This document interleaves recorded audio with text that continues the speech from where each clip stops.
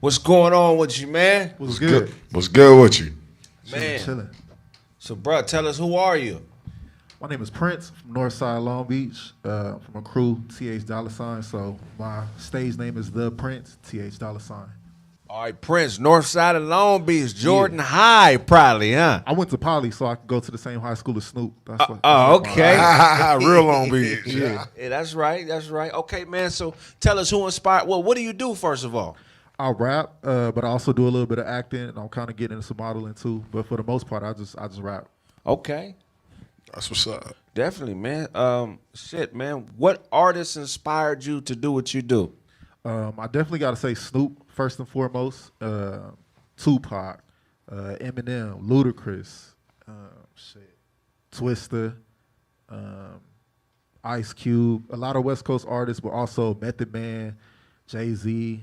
You know what I'm saying? Too Short. A lot of artists, like a lot of the legends, all of the legends, like really inspired me. That's dope. That's good to hear, man. So if you wanted the world to know anything about you, what would you want everybody to know about you? Like, if they had to know you about something. That's deep. If I wanted anybody to know me by anything like deep, like I really do believe in God. I'm not like super religious. I'm not about to get up here and preach or nothing like that. But if that's gonna be on my tombstone, like he believed in God, so y'all already know where he was going. But something simple, like y'all see, I like blue. Like that's my favorite color. So anything, like let's say I make $1 billion, I want to open up buildings and stuff, and so everything is gonna be blue. Everything I do is gonna be blue. So what about light blue? I mean, blue is blue. Blue is blue. For real. But like, you know, that was the wood, bro. That was the wood. I'm fucking with it's light blue. Okay. That's dope, man. That's dope. So you a Crip? Nah, I mean, I'm from Long Beach. Well, So but that's Crip City, but I don't bang. My crew is a crew. You know what I'm saying? Yeah. So ain't nothing wrong with it. Ain't black togetherness is black togetherness. I don't care if you're a Crip blood, whatever. I support you. It's all love. Okay, that's dope, man. Shout out to everybody up under me that look up to me. I know I'm fantastic. Sorry, there's only one of me. Too legit to quit, but I'm quick when I spit. Slit you and pistol whip you, then dip leave your grill twisted and ugly. If you think you can fuck with me, get in the ring, bitch. I made it with some blacks to the other side. King shit. Now we all stacked and we on our way back. And if you copy that, then you can follow in my tracks. But if okay. What's going on, y'all? Welcome to Kraig Facts, man. The weather is messing everything up today, man. Everybody got snowed in. You know, we barely made it here. Appreciate y'all being patient, man. Make sure y'all pile in. We got a great show. Go ahead, turn them lights. All right, for sure. We got a great show planned for y'all today, man. Ja has some issues. Zay has some issues. They saying no sound. Is that true? I'm seeing meters moving here on Roadcaster. Check on your phone. Just go on caffeine. Make sure we got sound. I'm listening to it right now. We got sound. Sounds good. Oh, somebody out there hating. You hating, mother sucker, you. They get us every time, man. Is that how you troll on caffeine? YouTube, what's up, y'all? Pile in, man. What an excellent show. Man, what's going on with y'all, man? My guy Dame Lillard put on a show, had 41 in the first half the other day, 71 at the end of the game. I think he's the most prolific scorer in the NBA as we speak. He's been doing some incredible stuff. Man, you said how many points in the first half? 41 in the first half. It was a Kobe-esque performance. Man, that was amazing. Dame Lillard is the most slept-on player in the NBA. No, I feel like he has his respect. He's top 5. Who's your number one? And what do you rank Dame? Dame is top 5. He's 5. He's got to go over Steph right now. 71?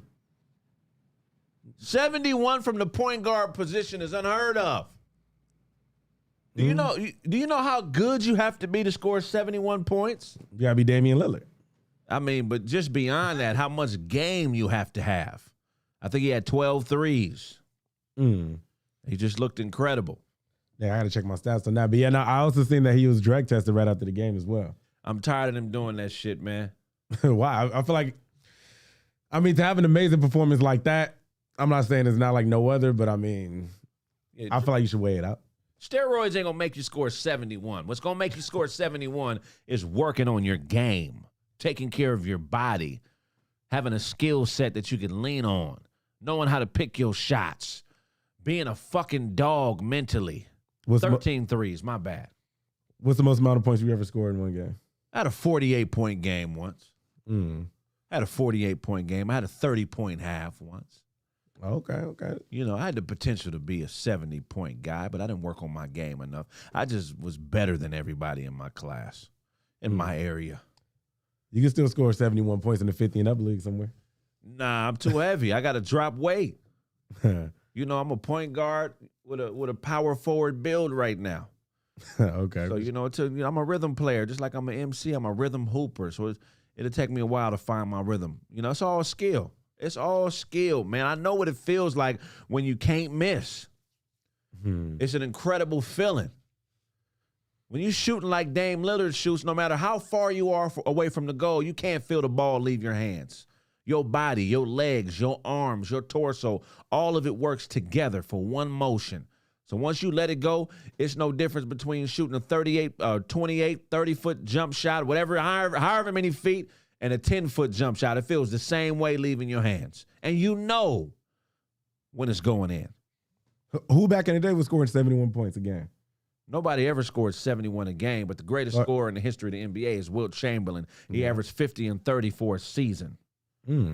50 and 30 for a season. That's 50 points, 30 rebounds. Then you have to put MJ, Kobe, and Kareem. Just as far as being pure scores. Now, I know we had LeBron recently pass Kareem. Shout out to LeBron. Shout out LeBron. But he's not as skillful as a scorer as Kobe and Jordan because he has more physical attributes. He's a better athlete than both of them, so he can lean on his size and his athleticism. So he's not he's a skillful player, but in comparison to those other guys, he's not as skilled.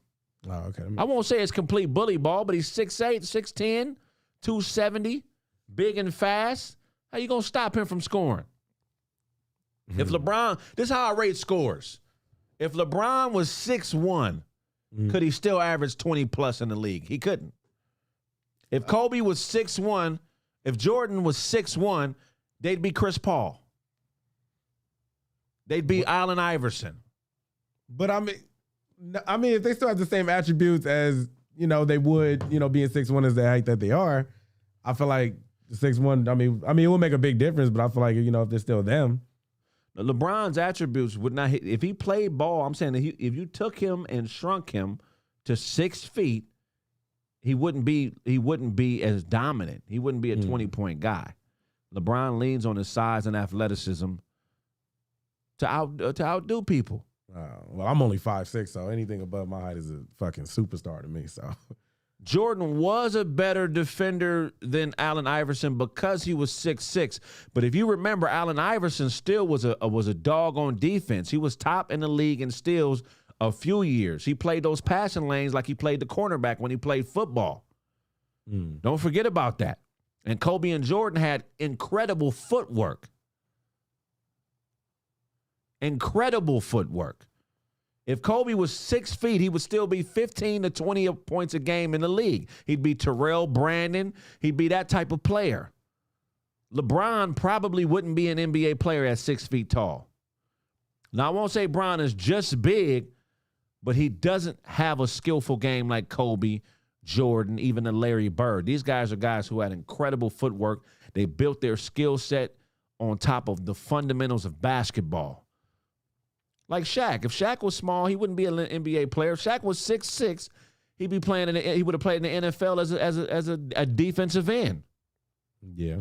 But if you take a Tim Duncan who had the footwork, if he was 6'6", he'd probably still be in the league playing like a Kawhi Leonard because he had the footwork.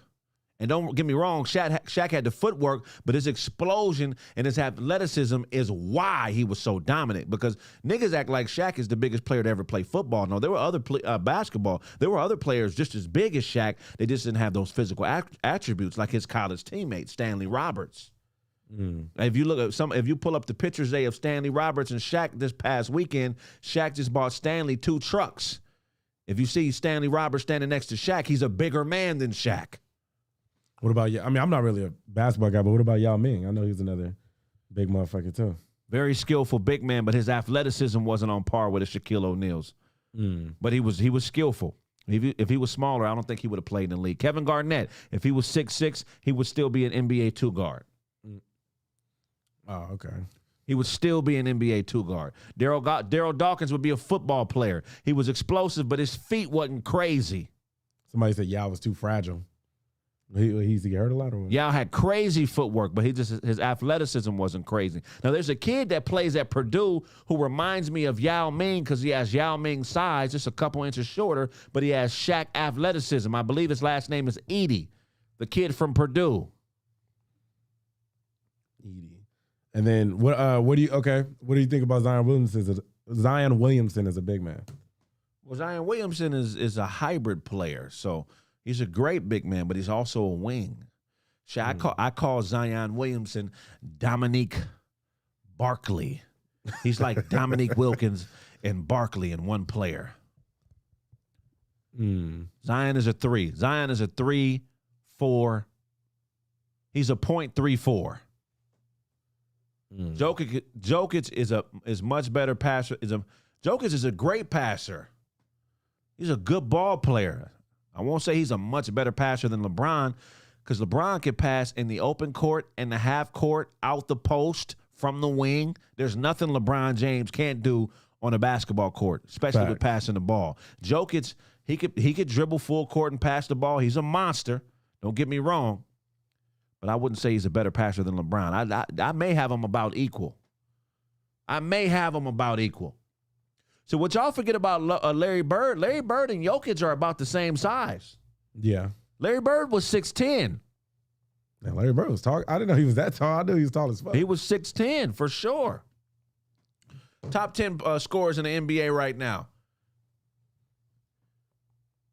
Giannis, Kevin Durant, Steph Curry, Nikola Jokic, Joel Embiid, Jason Tatum, Luke, however you say his last name, Doncic, LeBron James. Let's see who the 10th. LeBron James, Kawhi Leonard. Yeah, Kawhi is a dog when he wants to play.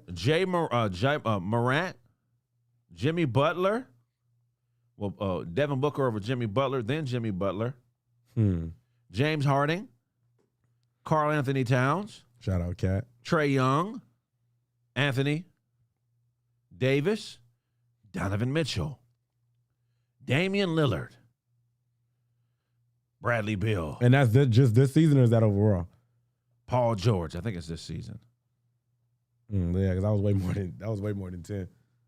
I did 20. Oh, okay. I did 20. Shout out to the top 20. Norman, Arizona. Latest news in Norman, Arizona. There was a huge tornado. My father's calling me. Hold on real quick. All right. What's going on, Pops? I'm on the air right now. What's going on, y'all? Put some fire emojis in the chat for the comedy. Police, press. what you mean?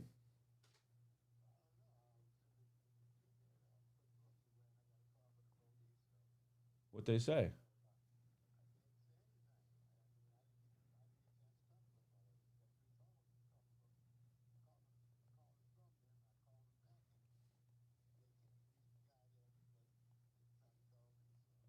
Is mom cool? Check on mom.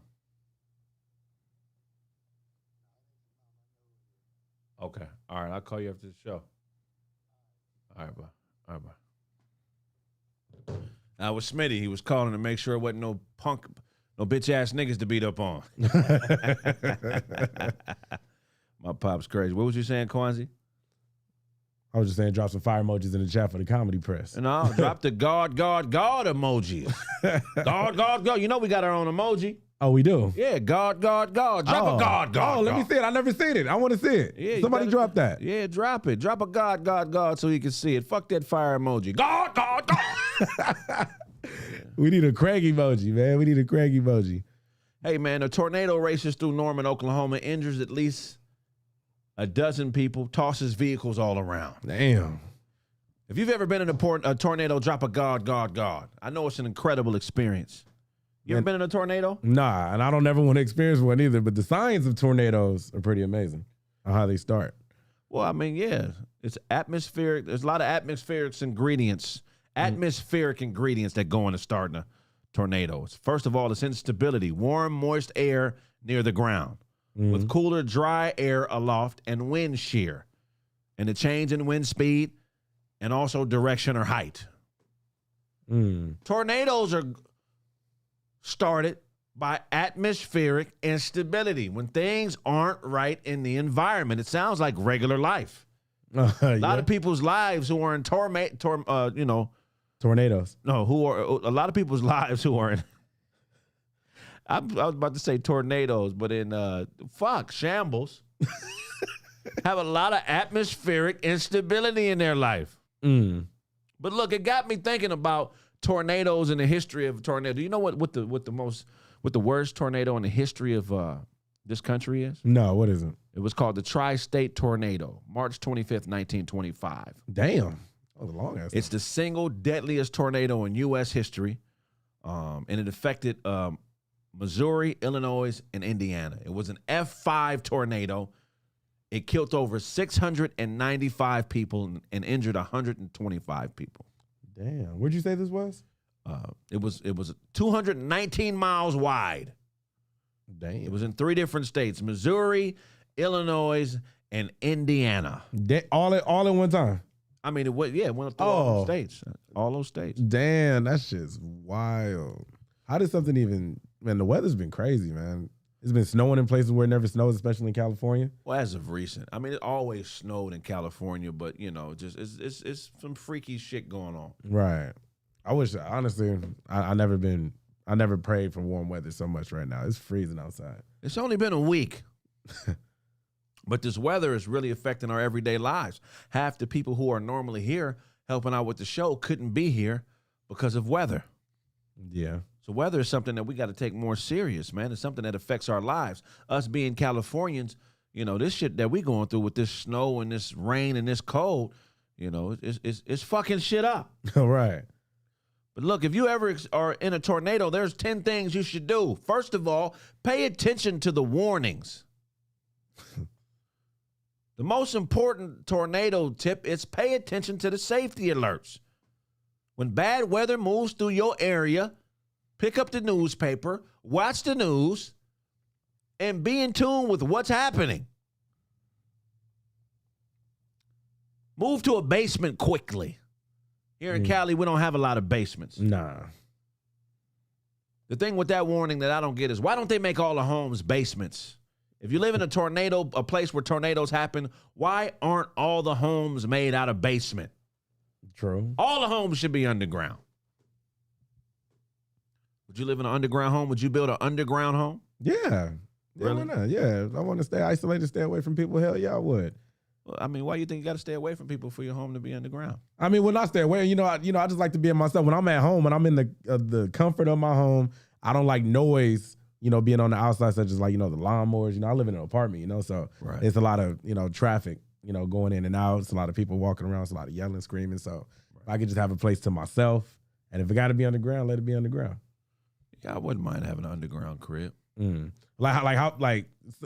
Like right under the surface, or you talking about some shit where I got to go deep just to get to my crib? Well, I mean, basement. Basically, Oh, okay. how a basement works is just the bottom of your house underground. Yeah. Okay. But we would never have to evacuate with storms if all the storms, because all the cribs would be underground. True. But what about your car? Park that well, yeah, I mean, I don't know. What you gonna do with your car? Fuck that car. We got insurance. That's the first thing that a tornado disrespects is a vehicle. True. Yeah, it's all types of footage of cars and trucks in the air, cows and shit in the air. Oh, I live in the IE. That's where you see the cows. I don't know, but is there any cows out here in the city? Of course. Of course. What's in your car that you would grab? Like, what are the top 3 things in your car that you would grab if you had to leave everything else? Shit, man, I don't really keep much in my car. Just grab my backpack and keep it pushing. Oh, I got a lot of shit in my car. Crouch low to the ground. I don't get this. If you're in the basement, I still got to crouch low to the ground? I mean, if it's ripping your damn house up and you start seeing the sky and wind and shit, hell yeah, you better crouch low to the ground. I don't know what to hold on to. Get under something sturdy. Oh, we in an earthquake now. I don't understand these instructions either. If I'm in the house and this tornado is strong enough to rip a house apart and pick up a car, why am I not just in the basement? Why is me getting low it's not gonna slow the wind down? Do not stay in a mobile home. I respect these instructions. Yeah, mobile home is probably the least safest place you could be during a tornado. Except projectiles, yeah. Go inside. No, go in the basement. And then the 10th instruction is don't try to outdrive a tornado. Okay, wait. What's your thoughts about the storm chasers? Like the people that actually go looking for tornadoes and storms and whatnot. Like the people that get paid literally to, you know, gain as much footage and information about the current tornadoes that's going on. I respect it. I respect it. Would you do it? Nah, never. Why not? I feel like that would do numbers. Look, man, Mother Nature is nothing to play with. Hell no. White folks, y'all can chase storms. I'm going to chase bitches and tell jokes. That's the only thing I'm chasing. Right. You know, but I mean, hey, there are people who go behind enemy lines and you know, war reporters who you can drop into the middle of a war and they're going to film it and interview the enemy and do all type of educational things. I respect that. I support that. Yeah, it's dangerous as hell though. Yeah. It's very dangerous. Shout out to the storm chasers. Shout out to the storm chasers. Another news, Nipsey Hussle's killer. Man. Nipsey Hussle's killer, Eric Holder, was sentenced to 60 years in prison for second-degree murder. Second-degree murder. On Wednesday, after the hearing and testimony about the immense loss of hip-hop star and neighborhood leader, a Superior Court Judge H. Clay Jackie II handed down the sentence to Eric Holder Jr., who was previously found guilty for the first-degree murder of 33-year-old Nipsey Hussle. It was learned during the court proceedings that Holder suffered a lifetime of mental illness and abuse. I am very mindful of what was presented as to Mr. Holder's mental health, Jackie said. I am also mindful of the devastation caused to the victim and their families. I believe this sentence balances the two. Holder Jr. fatally shot Hussle, whose legal name was Aramis. Nipsey's last name was some Old Testament shit. Is as good as I think the G might be, or the H might be silent. The H might be silent. Okay, say it then. Ashedom. Nipsey. Ashedom. I don't know. Yeah, Nipsey. Okay. Ashedom. You know.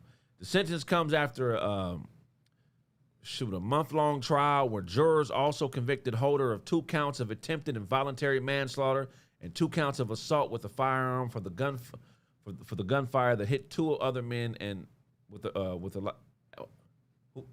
I didn't know he had 2 other niggas at the scene. I ain't reading this shit right. Hey man. Man, first of all, rest in peace to Nipsey Hussle. Apologies for disrespecting your last name and not being able to pronounce it right. Yeah, we love you, Nipsey. We love you, Nipsey.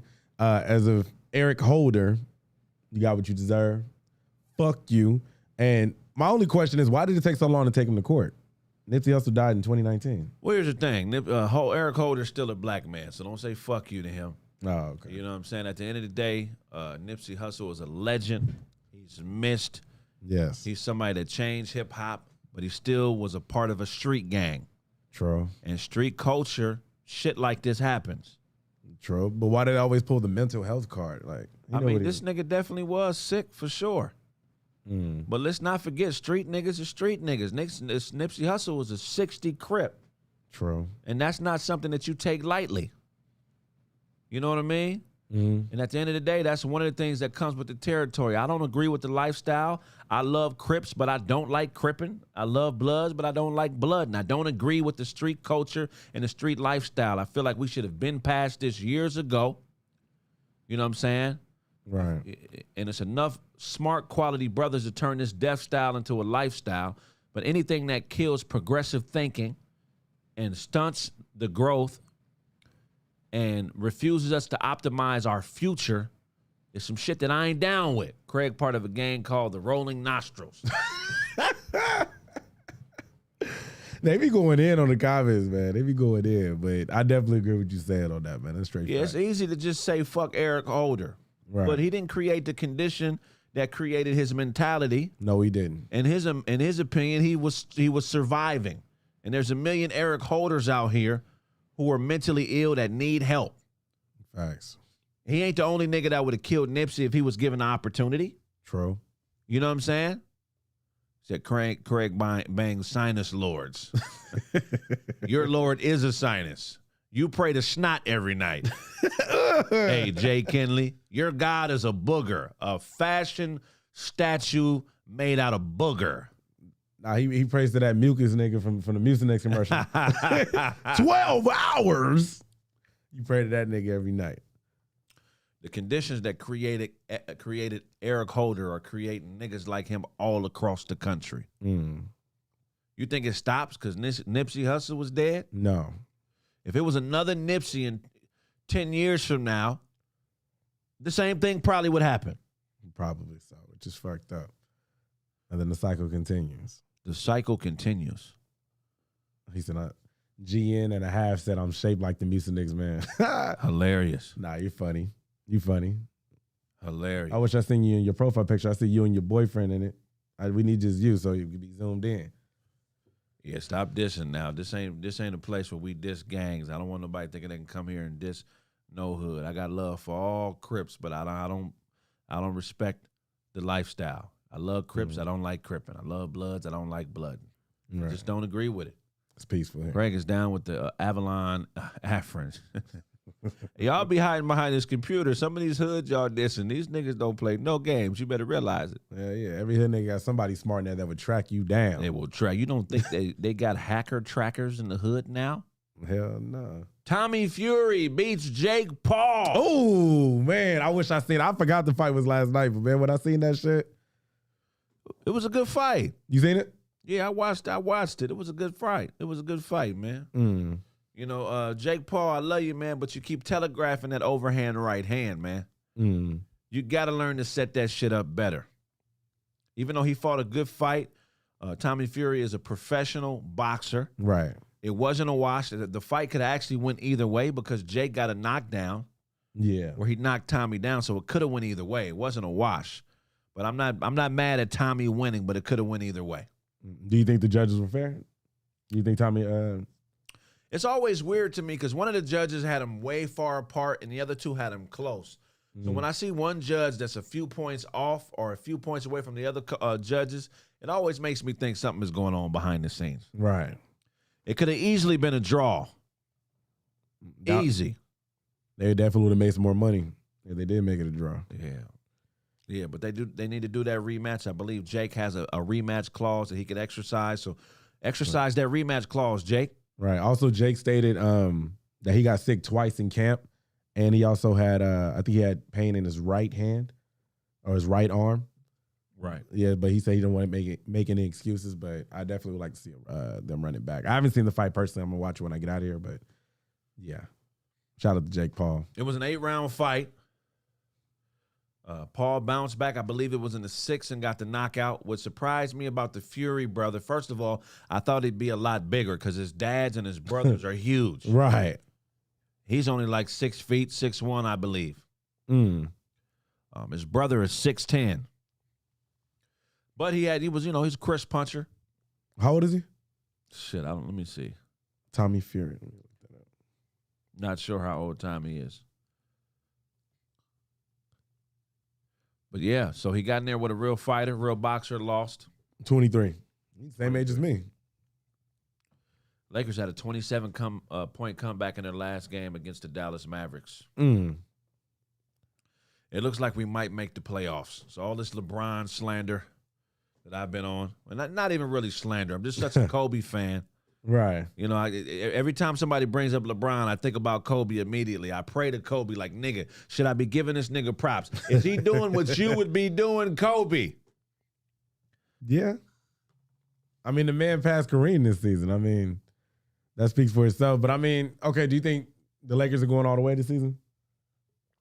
I'm not sure. I would say no.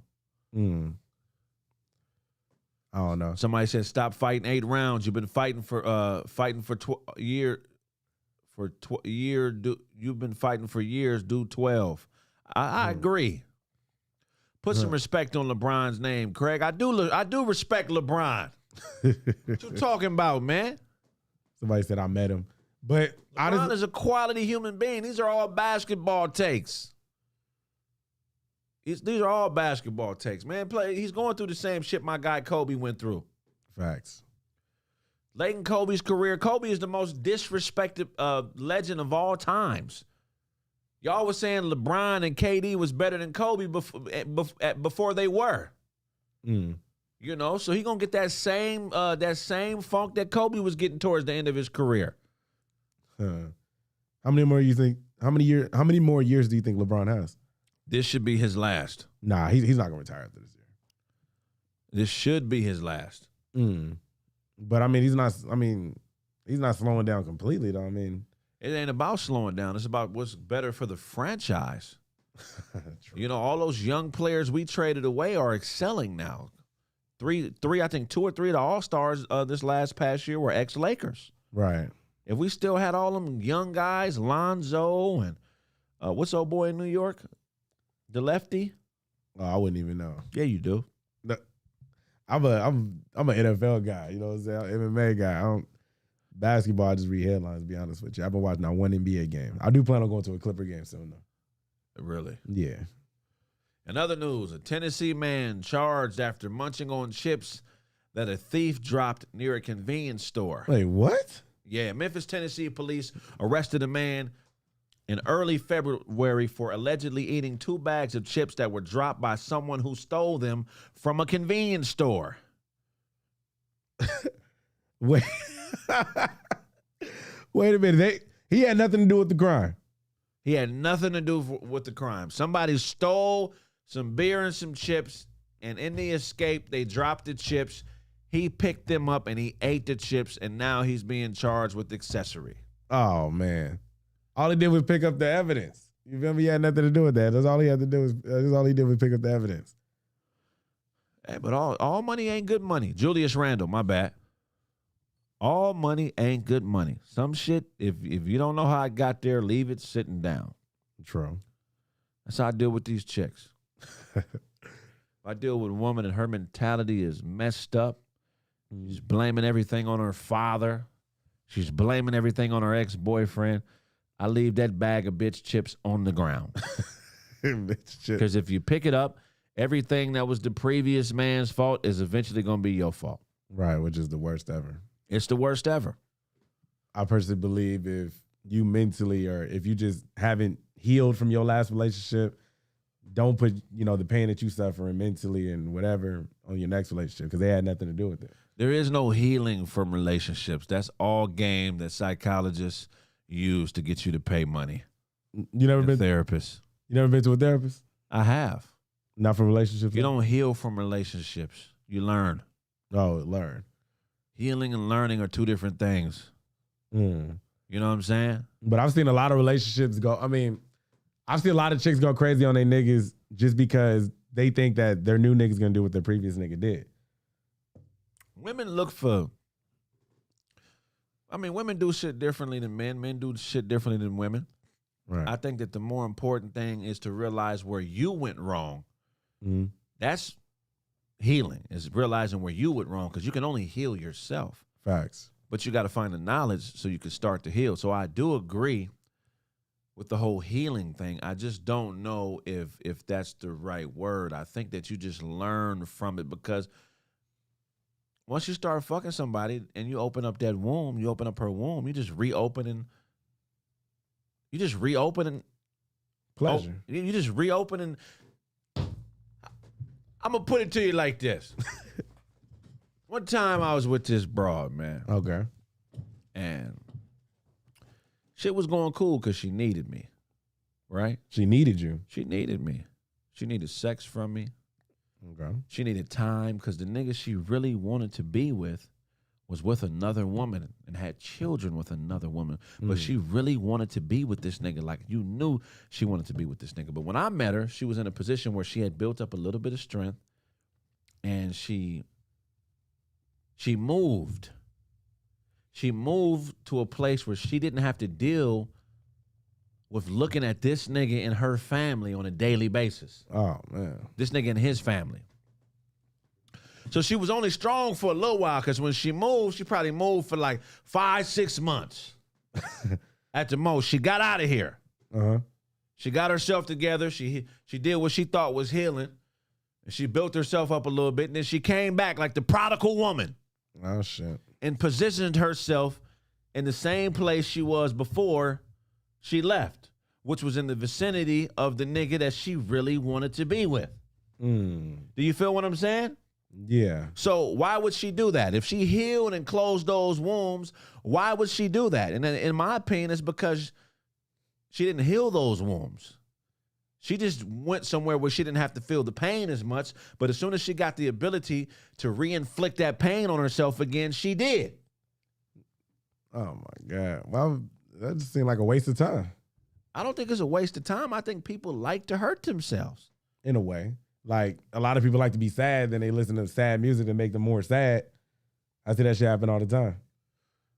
You know, because lightweight, some people, when they want to be with somebody that has somebody else and they're addicted to the person that is occupied with another woman or another man, they're competing with the person who's with the person they want to be with. They're around because they want to show the person that they really want to be with that they're better for them than who they have. But then there's another part of the culture where, you know, a lot of women who are bisexual are in denial about being homosexual.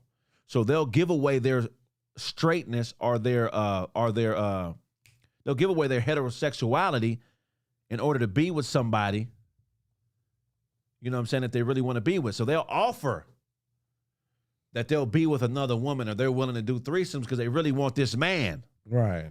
You feel what I'm saying? Okay, I get you now completely. Okay, I get that now. You know, when women get upwards in age, Kwanzaa, and they start to get desperate, they really feel like there's no other options for them. So they start to make concessions when they're 35 plus that they wouldn't have made at 25. Just to land a good man. Because every woman wants the same nigga. So they may get infatuated or fixated on this one nigga that's nice looking, got straighter teeth than you. He's in better shape than you. He runs his own business. Right. You know what I'm saying? He got a wife and a kid. So what they'll probably do is, in some cases, is try to befriend him and the wife, try to be this good person to him and act like that's their support, her support group or his support group. But in actuality, they want what the bitch has, which is the nigga. Right.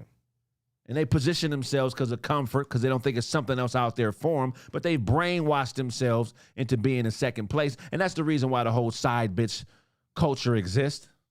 Because it's women who aren't strong enough to get out there and grow with the man on their own. So they look for a man that has a woman that's already done all the work that they don't want to do and aren't strong enough to do themselves. Yeah, but there's a lot of women that also want what they can't have either. Like, it's been a lot of times where it's like different women that I try to talk to. You feel me? They put me to the side, put me on the back burner. And then when I'm actually with a woman, then they hit me like, oh, like, wow. Or like, they just make small conversation. How you doing? And shit like that. It's weird. The main chick is a strong woman. She's a woman that's there through thick and thin. If her nigga lies, if her nigga cheats, if he falls off. That's a different caliber woman. So a woman that's comfortable being a side chick is really a weak bitch. She's probably, used to be fat. Probably got one leg shorter than the other. But you can't see it really because she got a big ass and big titties and a decent face. So you think she's an on-point chick, when in reality, she hates herself. She hates herself. And her love only travels at the speed of her insecurities, which is why she could never be a main chick, because she's not strong enough and designed to withstand what comes with being a man's number one woman. What are some of the things that comes with being a man's number one woman?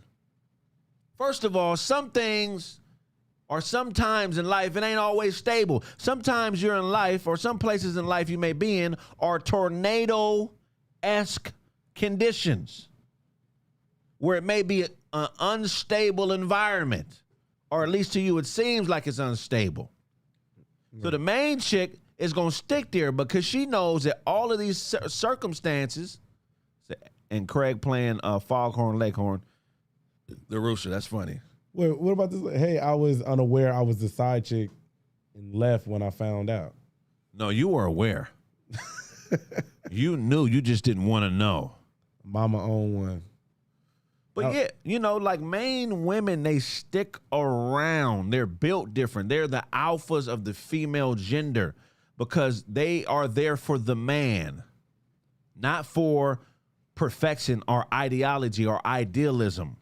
You know, people get these ideas of what they want in their head. I want a man that's graduated from here. I want a man that's this tall. I want a nigga with a nose like this. I want a nigga whose teeth ain't like, you understand? They look at it, they look for perfection, and they build a man based on that. And then they connect their feminism to that, meaning they feel like more of a woman if a man has all these things outside of him that have nothing to do with a man, but are an extension of a man whose mind's in the right place. But all these outside things, Kraig Beanie came with a pickup truck. all these outside things aren't absolutes. The only absolute is the man, and that he's gonna make mistakes. Or he's gonna do the wrong thing sometimes. Kraig knows make a perfect sale. You niggas just want to roast today. Fuck you, nigga. For real. What a Discord. They don't be nowhere in Discord though. I'm telling you, bro. You gotta learn how to pick a woman, because some women don't want you. Listen to me. Some women don't want you. They want the ideal of you, and that's not a bad thing. But women who chase idealisms are side pieces because they want you to paint a picture of perfection. They're like people who go to art galleries and look at Mona Lisas. They want to look at something that replicates life, but they don't actually want to experience it. How come there's not more art exhibits with human beings in them? Why are paintings more valued than human beings? That's because the idealism is something that people connect to. Because it doesn't make you deal with your own fraudulence. The Mona Lisa is a man, I believe. I'm not sure on that. How is a picture worth more than a person? They value art from humans that aren't perfect. We got people collecting baseball cards, pictures of people. You can sell a picture of a person. A picture of a person is more valuable than an actual person. A Babe Ruth baseball card right now, a nigga would kill you if he found out you had one in your house.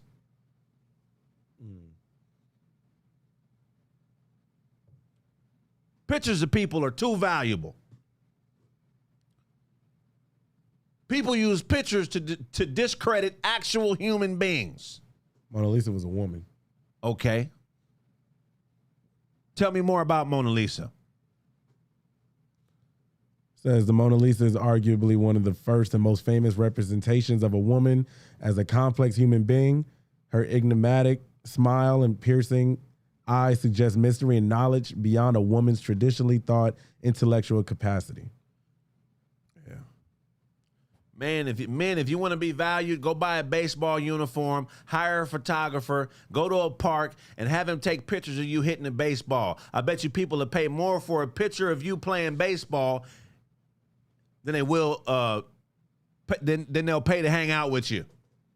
If it looked like you are a fucking professional baseball player, what the fuck am I saying, Kwanji? I think what you're trying to say is if you bring value such as a professional athlete, I mean, at least for what you just said there, more than just the average nigga, yeah, they want to hang out with you if you was a baseball player. But people want to hang out with you, period. You Kraig Smith.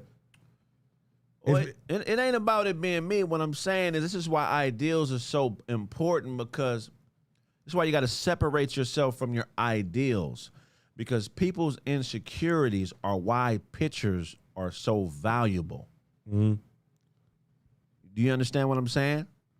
Let's say that one more time. People's insecurities are why pictures or symbols of things are so valuable. Because if I'm dealing with something that's symbolic of you, I don't have to deal with myself.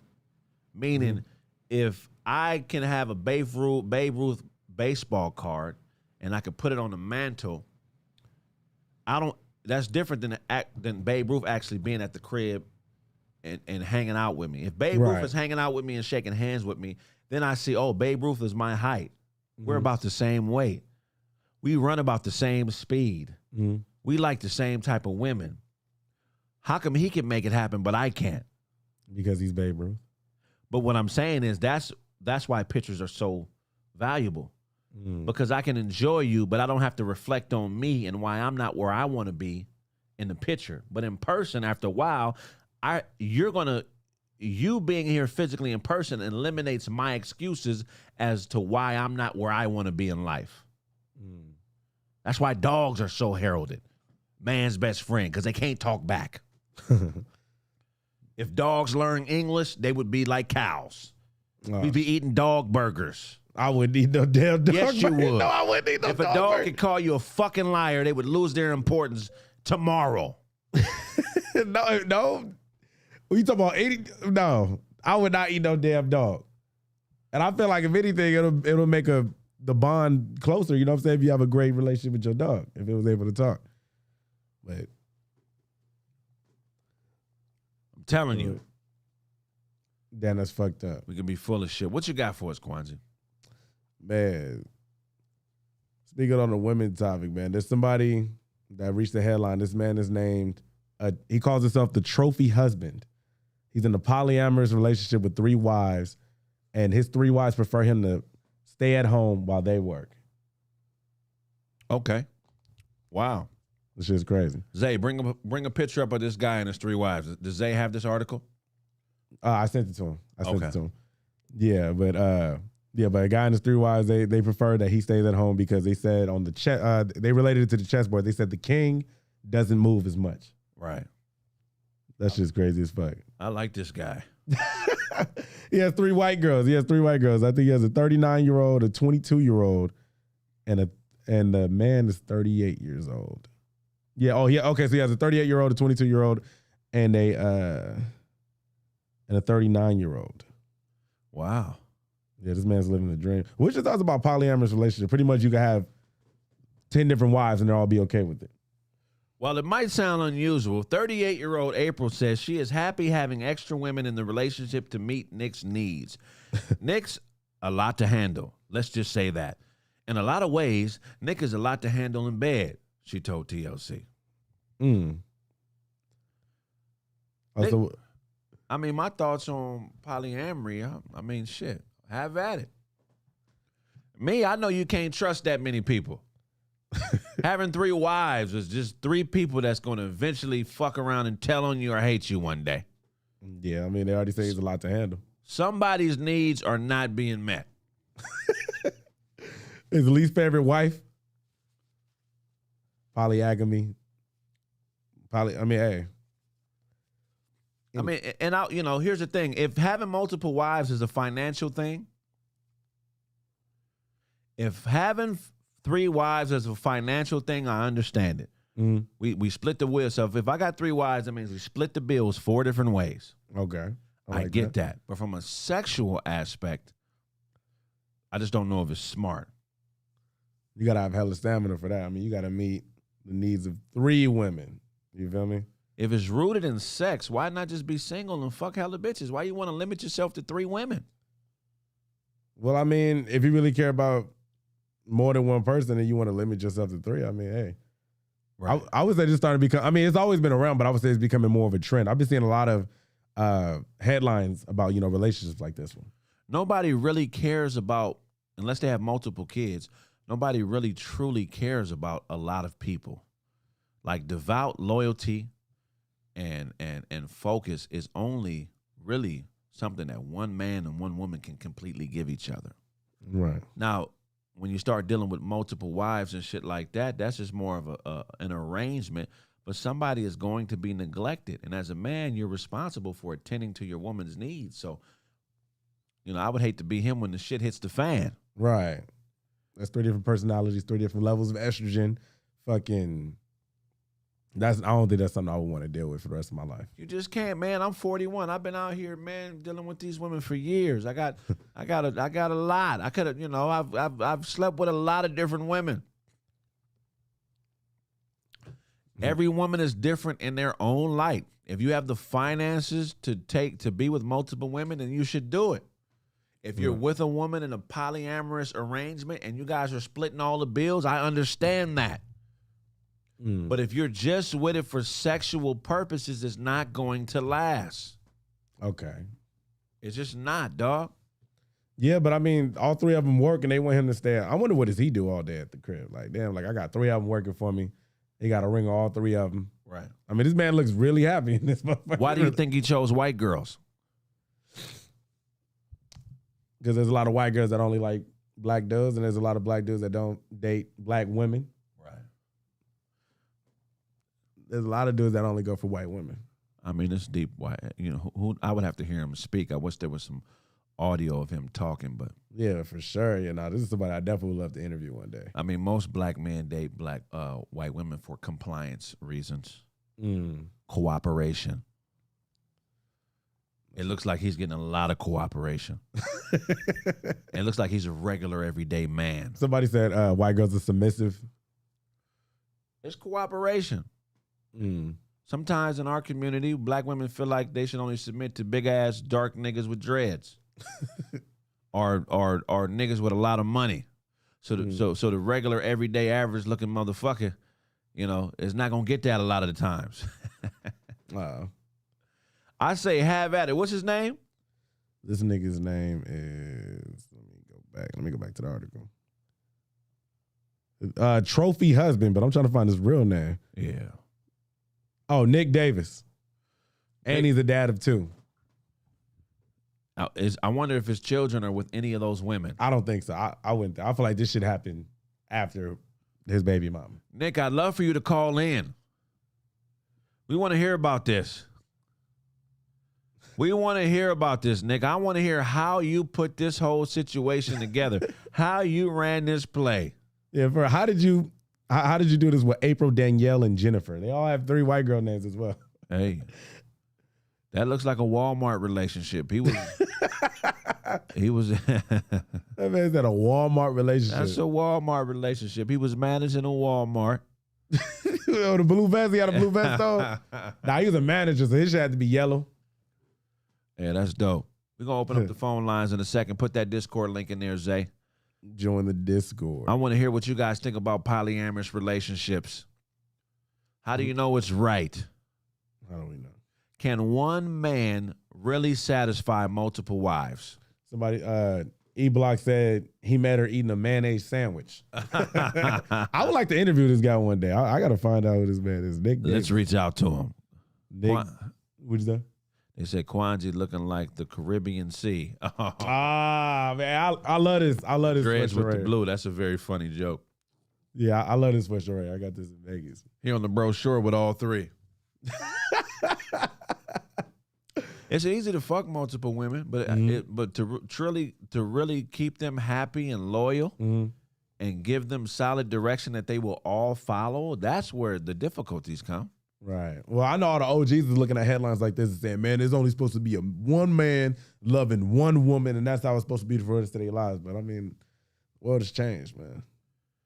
Do you think you could love more than one woman? Do you think you could put a ring on more than one woman? Put a ring on, no, but I still love every woman I've ever laid down with.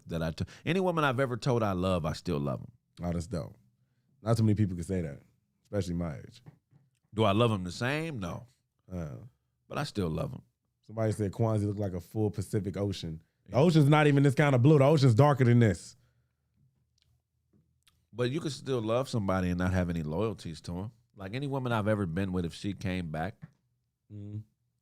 we can fucking all that. But I know you don't fuck with me like that. Right. Like just to be around me, you don't have to be somebody that's has undying loyalty to me. Look, I'm not gonna lie and promise you as much shit as the next nigga. I know some niggas that are grandiose liars who spend days and hours and weeks positioning lies because they're vying for a certain place in your head that's not real. They want to live in your head next to Goofy, Donald Duck, and Mickey Mouse. I don't want to be there. Right. I don't want to live in that space in your brain. No, I hear that. You feel what I'm saying? I want to live in the part of your brain that human decency lives in. I like that. When you think about doing the right thing, I'm one of the next thoughts that you have. Because I don't want to be the nigga that women think of and they're like, he pulled the wool over my eyes. He led me to believe all this other weird, all this other fantasy shit. And when I really got to what it really was, that wasn't the man he was. And look, even when you give a woman that, some of them, when they're conditioned not to be accountable for their actions, they still gonna act like no matter how real you were with them, like you aren't the man you were when they met you. That's always gonna be a factor. True. I know on the YouTube comments, Tip Tops said Nick Davis probably met all of them working at a local Burger King. Probably so. Dab said why can't we keep it real with women? You know, at this point, man, you can only keep it as real with her as she's keeping it with herself. That's all. Who knows? I can't wait to see what people say about this, though. I really can't. I mean, I know of a guy I respect highly that lives that type of lifestyle. D-Ray, the legendary D-Ray Davis, man. He got 2-3 wives. Oh, really? He got 2-3 wives. They with him everywhere he go. That's why. How long they all been married? I mean, I don't know if they married, but he got 2-3 living wives. We've never really talked about it. But hey, I would love to have that conversation with D-Ray. Yeah. How? Why? Yeah, this is what I want to know. Shit like, do they all live together? Fucking, like, do they all go on dates at the same time? You feel me? That shit that I want to know. Yeah, if he lose the bag, it's a whole different story. But that's why most of these bad bitches, their God is materialism and finance. That's who they serve. Once you realize that, fellas, you'll be a better companion to a bad bitch. Because you won't expect her to be human. Bad bitches aren't human beings. They're mutants. If you pull DNA on them, it's dollars in their DNA. Just dangle it over the head that's what you do. You dangle it. Somebody said, T-Money said you got 2 Canadian wives and 1 in Alaska. That's hilarious. Man, I wonder if there's anybody in the Discord. Should I call Zay? See what's going on with Zay in this Discord link. Yeah, because I seen that he dropped it, but I don't know if there's anyone in there. That's right. Dad, we've been through the same shit, I can see. So you're only as good as her options. That's why you got to find a use to be. Yeah, I was telling one of my young homies, man, we went out of town a while ago. And his girl kept calling. All right, yeah. Just text him that. Text him that. My fault. We went out of town. His girl kept calling him. She was a little insecure that we was out of town, and she was a little fearful that he might be fucking with other bitches. I totally get it. They're young. But it was his fault. Because as a man, when you're leading a woman that's still pure and dedicated to you and just loves you with all her heart, and she hasn't been jaded by all this bullshit that these bad bitches have been jaded by in society, you got to keep her on a can't-do mission. You know what a can't-do mission is? Nah, what is that? That's when you give her things to do that she can never finish. Like what? Now, I'm not saying she can't progress with the things you give her to do, but you got to occupy her mind with things that contribute to the greater good of the relationship. If you're a professional dart player and you out of town playing darts on a tournament, she should be investigating how to get better, more efficient aerodynamic darts for you so you can win your next tournament. She shouldn't be at the crib just doing what she normally does when you're there. If not, her mind is going to sway to what you're doing. I've been, not with darts, but what you doing? Is you around other bitches? How come I hear other bitches in the background when we talk? It's always going to float to her insecurity. You got to keep her on a can't-do mission. Because if you don't, she's going to construct her own mission against you to destroy you. Why? Because she's in the presence of a man that's not leading her. If she's not being led, she's going to go astray. Keep a bitch on a can't-do mission. Somebody said I call them side quests. That's funny. Can't-do mission. That's how you lead. Soon as you see her getting comfortable, move the goalposts. That's funny as that. That's funny. I've been through something like that, but not with no darts. I'm in the middle of trying to beat my own record, throwing the discus and track. And the whole time I'm like in between, or not in between, but like before it was my heat, I'm sitting there arguing with the girl I'm talking to or whatever about some stupid shit. Instead of saying, oh, good luck or, shit like that, I'm sitting there arguing over stupid shit with her. Don't argue. That's gonna weaken your position. Right. I had a chick I was dealing with, good woman, but she was able to bait me into arguments because I really thought the motherfucker cared about me. She didn't. She was just waiting on that other nigga to give her the call when his wife was tripping. Wow. She was never my bitch in the first place. But she would bait me into arguments because I thought she kind of cared a little bit. You know what I'm saying? Right. But she was baiting me into arguments because her and that other nigga, they didn't argue like that. Because she understood her place with that other nigga. Because she fit into his life. So us arguing was a way for her, and an excuse for her to go back and fit herself into his life. It wasn't a way to be, to show me she was smarter than me, or it wasn't even that she gave a fuck about what we was arguing about. She just needed a reason to go fit back into the other nigga's life. What the fuck? Bro. He said, what the fuck? You ain't been around long enough, Kwanzaa. You don't understand some of this shit I understand. I ain't never. Anytime you with a chick and she just want to argue and you've done nothing to really warrant the argument, she's really looking for an excuse to do something else that she really wants to do. Pleasure, pain, and life is a real fucking thing. Some people like to destroy themselves or like to put themselves through mental anguish, and they use you as an excuse to do it. See, people know when they do fucked up shit to themselves that if they just do it without an excuse, they're accountable for it. But if they get into an argument with you or say you did some disrespectful shit or Kwanzaa ain't shit and this is why I'm doing it, it's still in their mind you're a fault. Oh, yeah. A woman will blame you for fucking another nigga. You didn't spend enough time with me. You didn't spend enough time with me. You didn't tell me you loved me enough. So I fucked another nigga to get back at you. No, you fucked the other nigga so you could come, bitch. You use me as an excuse to be a low human being. All you had to do was be honest with me and tell me why I'm in your life. That shit is hilarious. These are underlying things that you'll never deal with because they're below the surface, because everybody's actions are connected to different traumas. Women who do things like that do it because they grew up watching their mother abuse their father. So they are more connected to being abused by men than being loved by men. So if you're a man that loves a woman who grew up watching her mother abuse her father and you're not abusive to her, she's only going to use you as an excuse to get back to that nigga who's abusing her. I've heard that before. That shit is so true. My dad used to tell me all the time, I'm giving you real game, Kwanzaa, because you're short and kind of chubby.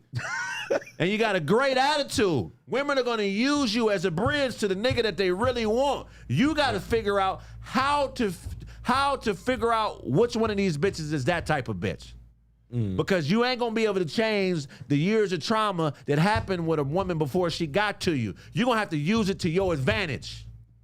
When you realize based on her actions what she's really about, you don't be all in and being the good guy that you are with these bitches who ain't shit. You give them what they give you.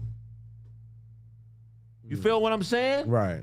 Till you find that one that respects your word enough to allow you to send her on a can't-do mission. Because some of you niggas don't understand. A real bitch knows when she is on a can't-do mission. She understands it.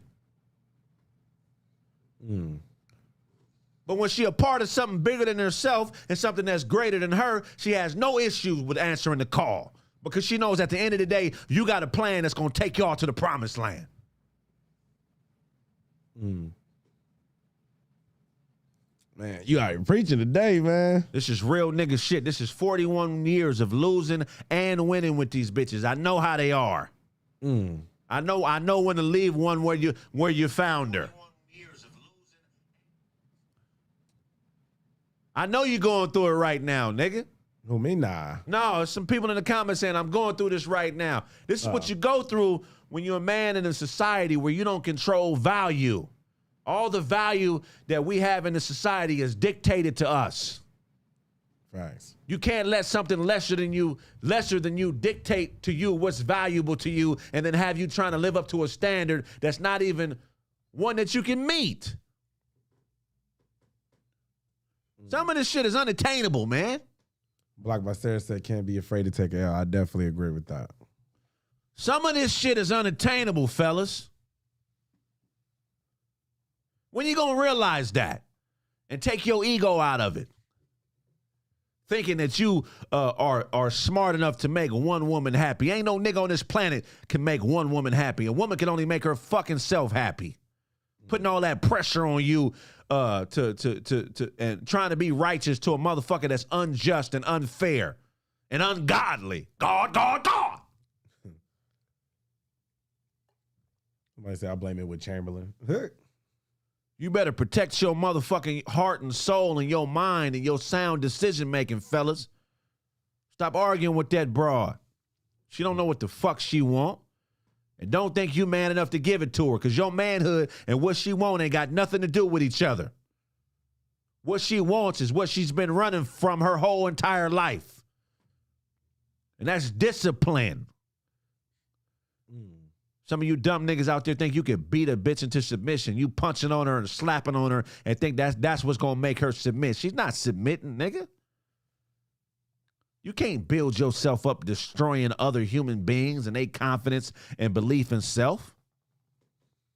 That shit is wild. Yeah, I'm cooking with grease. Because you niggas been out here chasing fantasy too fucking long. It should be illegal for your woman to listen to R&B music, especially if it's written by other black people. Why are black people writing songs about love? We don't love each other. We compete with each other. You don't think? Yeah, I said it, nigga. You don't think there's any black couples that truly love each other? No. I think it's two people who realize that they're the best they can do, and they've accepted that and respect each other enough to stay. That's what love is. Well, wait, hold on. There's billions of people on this planet. I'm talking about American black people. Oh. Well, there's at least, I don't know the population, American black, but there's no way in America that there's not 1 to 10 couples out there at the least that truly don't love each other that are black. Okay, why do they love each other? They, whatever complicated relationship that led them to them coming together in holy matrimony. Why do they love each other? Okay, I believe a black woman can love her kids damn near unconditionally, but that has limits. Right? That's probably the purest love that we can have as black people in this country between us and our children. But with each other, it's too conditional. It's too transactional. I love you if you do this, or I love you because you don't do this. That ain't love. Love is acceptance. Love is I fuck with you because of who you are. You don't have to do more. You don't have to do less. I just love you because who you are in this moment. And every day I love you in the moments we have to have with each other. Every day I love you the same. If it ain't acceptance, it ain't love. That's the only true form of love. I ain't black pilled, man. I'm speaking from the fucking heart, man. But you don't think there's not one black woman out there, and just in this country alone, somewhere in Maine or some shit like that you don't think you can love? You're misinterpreting what I'm saying, Kwanzi. I'm saying love is acceptance. If a woman could love me for who I am, and just allow me to be me, and I could do the same, vice versa, I believe that is love. Okay. But I don't think that we've been taught to love the appropriate way. We were raised to think that love is what you do for me. Even though love is an action, it's not necessarily like what you do for me, it's why you do it for me. Right. It's you do it because you accept me. Some people do things because they want you to change into what they want you to be. So what they do is actually fucking tainted because they're not doing it for righteous reasons. You feel what I'm saying? Yeah. You're washing the dishes because you want to be a stay-at-home mother. Okay, I get it. I'm not saying that's a pure reason, but it's not the best reason. If a woman is doing something for her family, she should do it because that's what she wants to do. It shouldn't be conditional based on what I do. No structure is going to stand if each piece of it is only going to work because of what the other piece done. pieces are doing. Like when you build a house from the foundation up, like here in Cali, you know, you regardless of what you do to a house, if you tear it down, that foundation is going to be there. Right. You know what I'm saying? That's because it shored up the rest of the structure. You know what I'm saying? So I kind of feel relationships should be the same way. Your foundation as an individual has to be strong. What you do should be rooted in what you want to do, things that you are compelled to do based on yourself and how you're programmed. What you're doing should not be solely based on what I'm doing. No, I heard that. If everything you do is based on what I'm doing, then if you perceive me not to be doing something I should be doing, you're not going to do what you would do. You're going to do things to match what I've done. So now it turns it into a competition. If you're a solid stand-up woman, you just be that regardless of what's happening and what's going on. You be who you are. Right. But as soon as you get the idea that I'm cheating or I'm not worth the sacrifices you're making to be yourself, you're going to be somebody completely different. How do we grow from that when you could always use me as an excuse for not being a solid woman or a man? Wait, so wait, just to be clear, just so I know I'm at the part. Pretty much don't change yourself for anyone when it comes to This nigga said, Divine Bebop, that's goofy. I could love a chick that get fucked by other men and I still stay because love her unconditionally. You don't love nobody unconditionally. Shut your goofy ass up, nigga. Divine Bebop. I think I done read comments from you. I know you smarter than that. Oh man. You don't have the ability to love somebody unconditionally, nigga. Use too many ifs in that sentence. I could love her if she fucks another man because if, nigga, shut the fuck up. They going in on YouTube right now. They going in on YouTube. You ain't supposed to be saying if it's unconditional. Somebody said he a weak ass nigga. What the fuck? Who you talking about? You're weak, nigga. Would you let her fuck another nigga while she was in bed with you? Would you lay next to her and allow her to take dick while you was next to her in the bed? Nah. Would you get a warm towel and help her wipe the nigga off that just fucked her in front of you? No, you wouldn't. You don't love her unconditionally, nigga. Stop lying. You love her if she fuck other niggas while you not around. That ain't the same thing. Unconditional is regardless of what happens. Zay just texted you. Would you love her if she got pregnant by another nigga? Would you stay and take care of that baby if she got pregnant while y'all was together? No, you wouldn't. No. I for sure would. So stop lying, nigga. Because it sound good and you looking at this computer screen with your girl sitting next to you. You don't love that bitch. You love her sometimes. Who hurt you, man? Who hurt you? It ain't about her. It's about the truth. Who hurt you, man? Somebody, man. Your mother's the only motherfucker that love you unconditionally, and I'm telling you, that only lasts so long. Right. At some point, you and your mother is her own person. And I know because I'm going through it. I love my mother more than anybody on this earth. But right now, she ain't fucking with me or nobody in the family because she going through her shit right now. You ain't become a man until you know how to let go of your mother. If you ain't let go of your mother, reality is going to force you to let go of her. What do you mean? What do you mean by let go?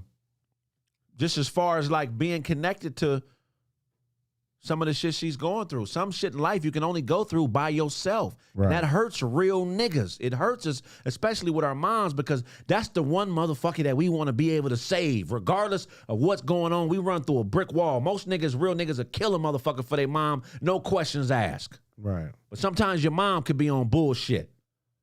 And you become a man when you could realize that. Somebody said, would you slap your mom for $5 Never. million? I wouldn't lay a finger on my mother. Never in life. I mean, for $5 million, me and her would have a conversation like mine. I mean, it's $5 million. Okay, would you give her a bigger percentage, or would y'all split it? We gonna go half. She's the one taking the pain. I'll give her at least 65% of that. You feel me? I'm just saying, man, we got to deal with the realities out here, man. You know what I'm saying? Speaking of reality, not to get off topic, but I do got another. I need your opinion on something that happened to me a couple of days ago. Go ahead, talk about it. Okay, so when you order pizza, Right. let's say from Pizza Hut, you expect the pizza delivery driver to deliver it, right? Right. So tell me why it was a DoorDasher that came to the house. I ordered my pizza and I paid with my debit card, right? So it's already paid for. All you gotta do is bring it to me and you go about your way. Right. But the DoorDash driver, mind you, third party company, this nigga said that on his end that he didn't get paid. And if he hands me the pizza, he doesn't see his money. So I'm like, and it shows me on the receipt that he brought to me with the pizza that the pizza was paid for.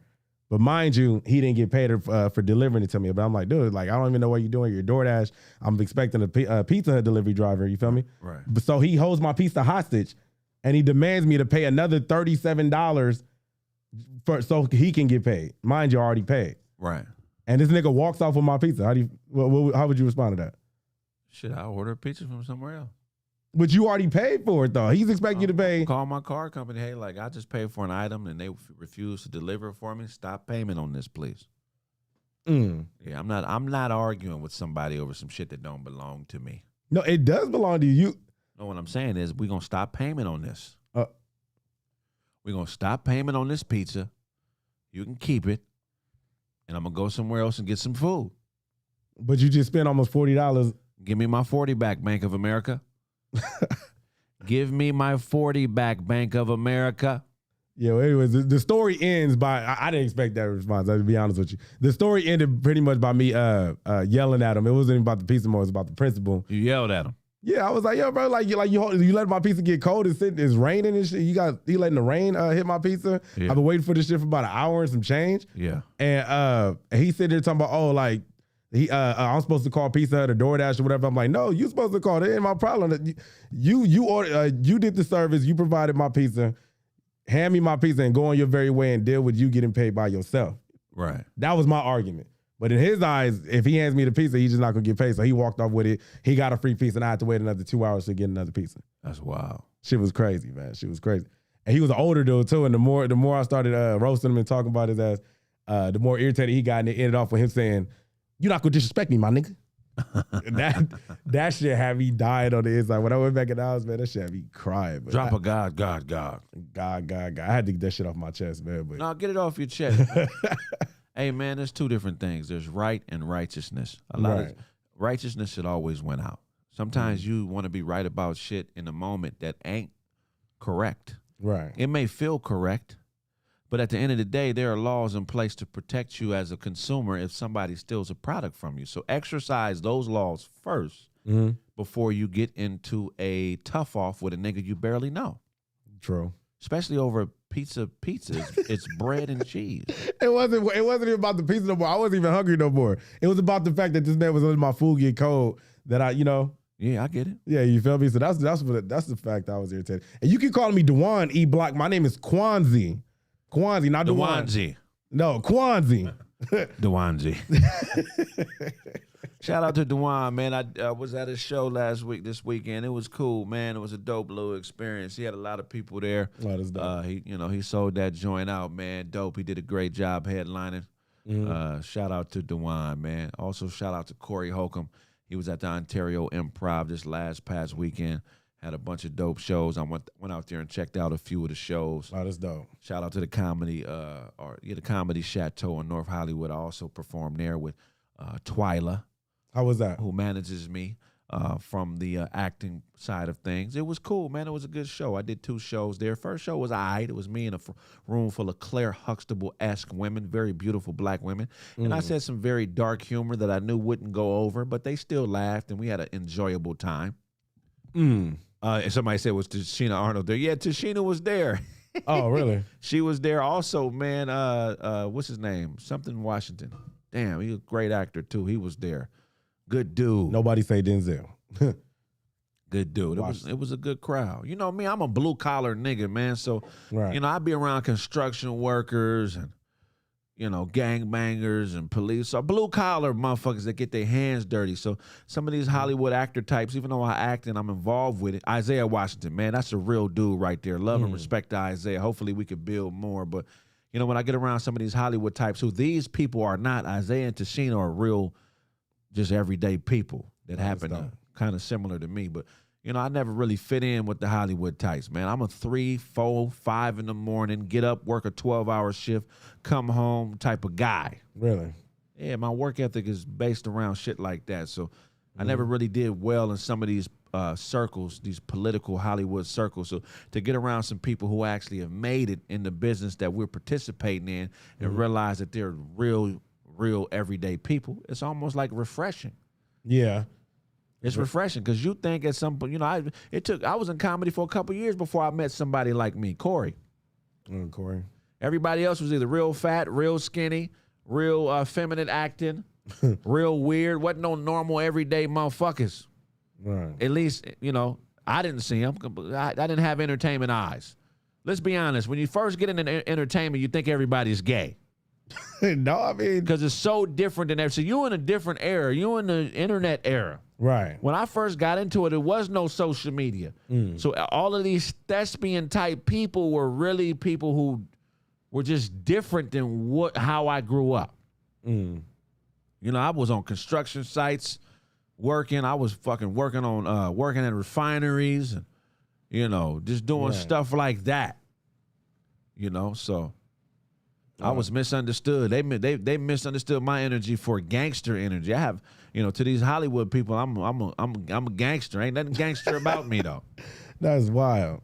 Just because you're not trying to fit into their charisma. You know what I'm saying? Like Well, I got some charisma, man. Well, you're not trying to fit into theirs. Is what I'm saying. You know what I'm saying? You're in your own lane, and I respect that a lot. We all in our own lane.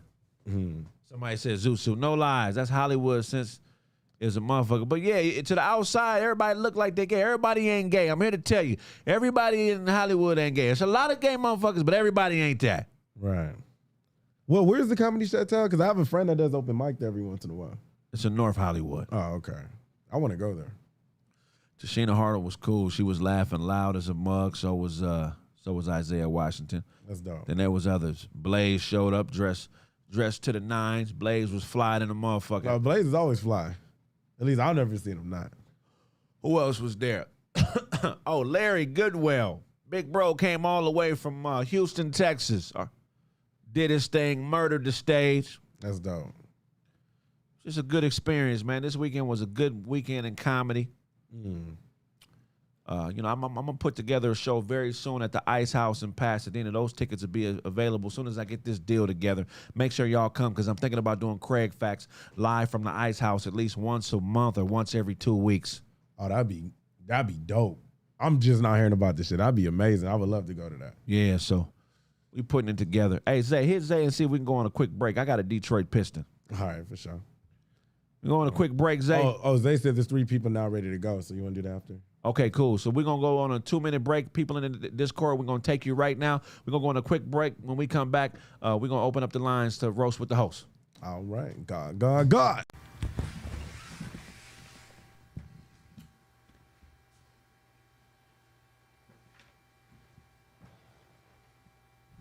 What's going on with you, man? What's good? What's good with you? Man. Chilling. So, bro, tell us, who are you? My name is Prince from Northside Long Beach, from a crew, TH $. So my stage name is The Prince, TH $. All right, Prince, North Side of Long Beach, Jordan High, probably, huh? I went to Poly, so I could go to the same high school as Snoop. Okay. Real Long Beach. Yeah, that's right. Okay, man, so tell us who inspired. Well, what do you do, first of all? I rap, but I also do a little bit of acting, and I'm kind of getting into some modeling too. But for the most part, I just rap. Okay. That's what's up. Definitely, man. Shit, man. What artists inspired you to do what you do? I definitely got to say Snoop first and foremost. Tupac, Eminem, Ludacris, Twista, Ice Cube. A lot of West Coast artists, but also Method Man, Jay-Z. You know what I'm saying? Too Short. A lot of artists, like a lot of the legends, all of the legends, like really inspired me. That's dope. That's good to hear, man. So if you wanted the world to know anything about you, what would you want everybody to know about you? Like, if they had to know you about something. That's deep. If I wanted anybody to know me by anything like deep, like I really do believe in God. I'm not like super religious. I'm not about to get up here and preach or nothing like that. But if that's gonna be on my tombstone, like he believed in God, so y'all already know where he was going. But something simple, like y'all see, I like blue. Like that's my favorite color. So anything, like let's say I make $1 billion, I want to open up buildings and stuff, and so everything is gonna be blue. Everything I do is gonna be blue. So What about light blue? I mean, blue is blue. Blue is blue. For real. I'm But like, fucking with you. you know, That was the man. wood, bro. That was the wood. I'm fucking Oh, with it's light. Light blue. blue. Okay. That's dope, man. That's dope. So you a Crip? Nah, I mean, I'm from Long Beach. Well, So but that's Crip City, but I don't bang. my crew is a crew. You know what I'm saying? Yeah. So Ain't it nothing is wrong what with is. it. Ain't black togetherness is black togetherness. I don't care if you're a Crip blood, whatever. I support you. It's all love. Okay, that's dope, man. Shout out to everybody up under me that look up to me. I know I'm fantastic. Sorry, there's only one of me. Too legit to quit, but I'm quick when I spit. Slit you and pistol whip you, then dip, leave your grill twisted and ugly. If you think you can fuck with me, get in the ring, bitch. I made it with some blacks to the other side. King shit. Now we all stacked and we on our way back. And if you copy that, then you can follow in my tracks. But if we ain't had no money, we was quick to do that run out. Niggas had to be quick for security, pulled the gun out. I know I'm a freak because I be laughing with my tongue out. I slide up in that dugout with that Mike Tyson punch out. Yeah, I beat you up, you pussy. I eat you up, you rookie. You get crushed like pink cookies, lightsaber, you Wookiees. Smash your face like I'm Gallagher, split you up like in Gallagher on the track. I'm the Phantom, you just a challenger. Dropping them hits at the top of the list when I'm copping a grip and I'm stopping the press and the Glock and the whip. If you pop your lips, you know I get around like I'm pocketing this bitch. Running and gunning, I'm lethal. Don't let the devil deceive you. Read the scriptures in Hebrew. Doubters won't believe you, but nobody's perfect. Never put no man above you. God is the only father, so don't let nobody son you. Even if you wasn't that deep, I might have dug you. If I see a spark in you, my nigga, I might plug you. Damn, that was dope. I like that shit. Thank you. Man, that was fire, G. That was Thank hella you. lit. Okay. Appreciate you. We're going to hit that beat, man, and you just going to do your thing. You know what I'm saying? Cool.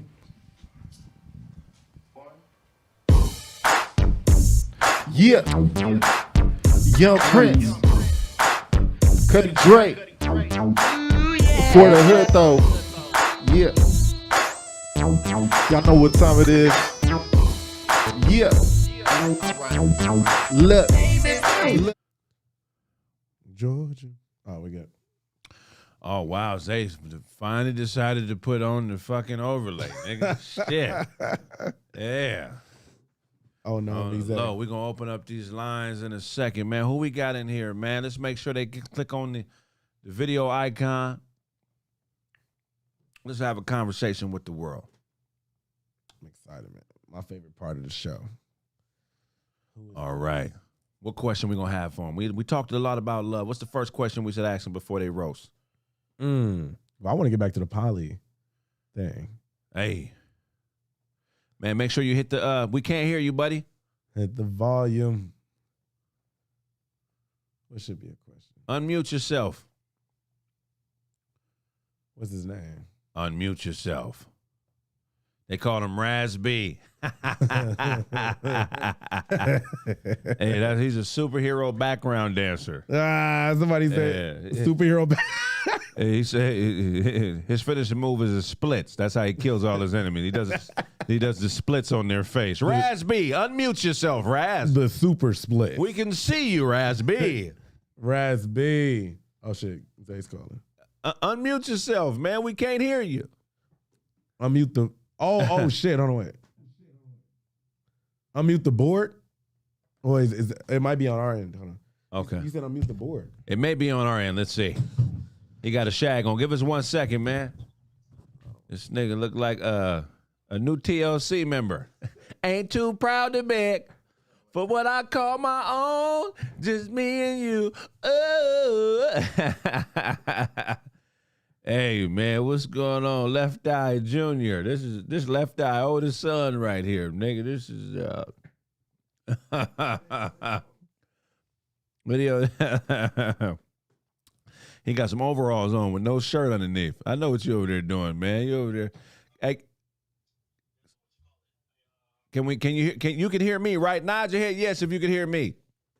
Okay, cool. So we just getting it squared away. Let's figure we gonna get this squared away in a couple of seconds, man. We appreciate your patience. All you YouTubers, man, make sure y'all stick around. Look, pretty soon this show is just gonna be on YouTube, man. So make sure y'all stay. I mean, pretty soon this show is not gonna be on YouTube. It's gonna be on Caffeine. So make sure y'all stay. Y'all be leaving YouTube fast. What's going on with y'all, man? All right, let's see. Can he hear us now? Man. You just can't hear me. Oh, we can hear you, buddy. All right. You can hear me now? Yes, sir. You sound delayed, but we can hear you.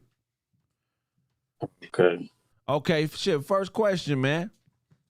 We've been talking about. First of all, We've been talking about this polyamory lifestyle. Before we let you roast, I got to hear your intellect first, man. I only roast with niggas that's smart. You know what I'm saying? Nah, for sure. First off, I just wanted to pay you your respects. You know, I've been watching the show. You are one of the intellectual YouTubers, you know what I'm saying? Appreciate A you. real deep thinker. You know, you remind me of my pops and my uncle, but there's one thing that because of their age, they can't really tell me, you know what I'm saying? The love thing. My pops is one spectrum and my uncle is a different spectrum.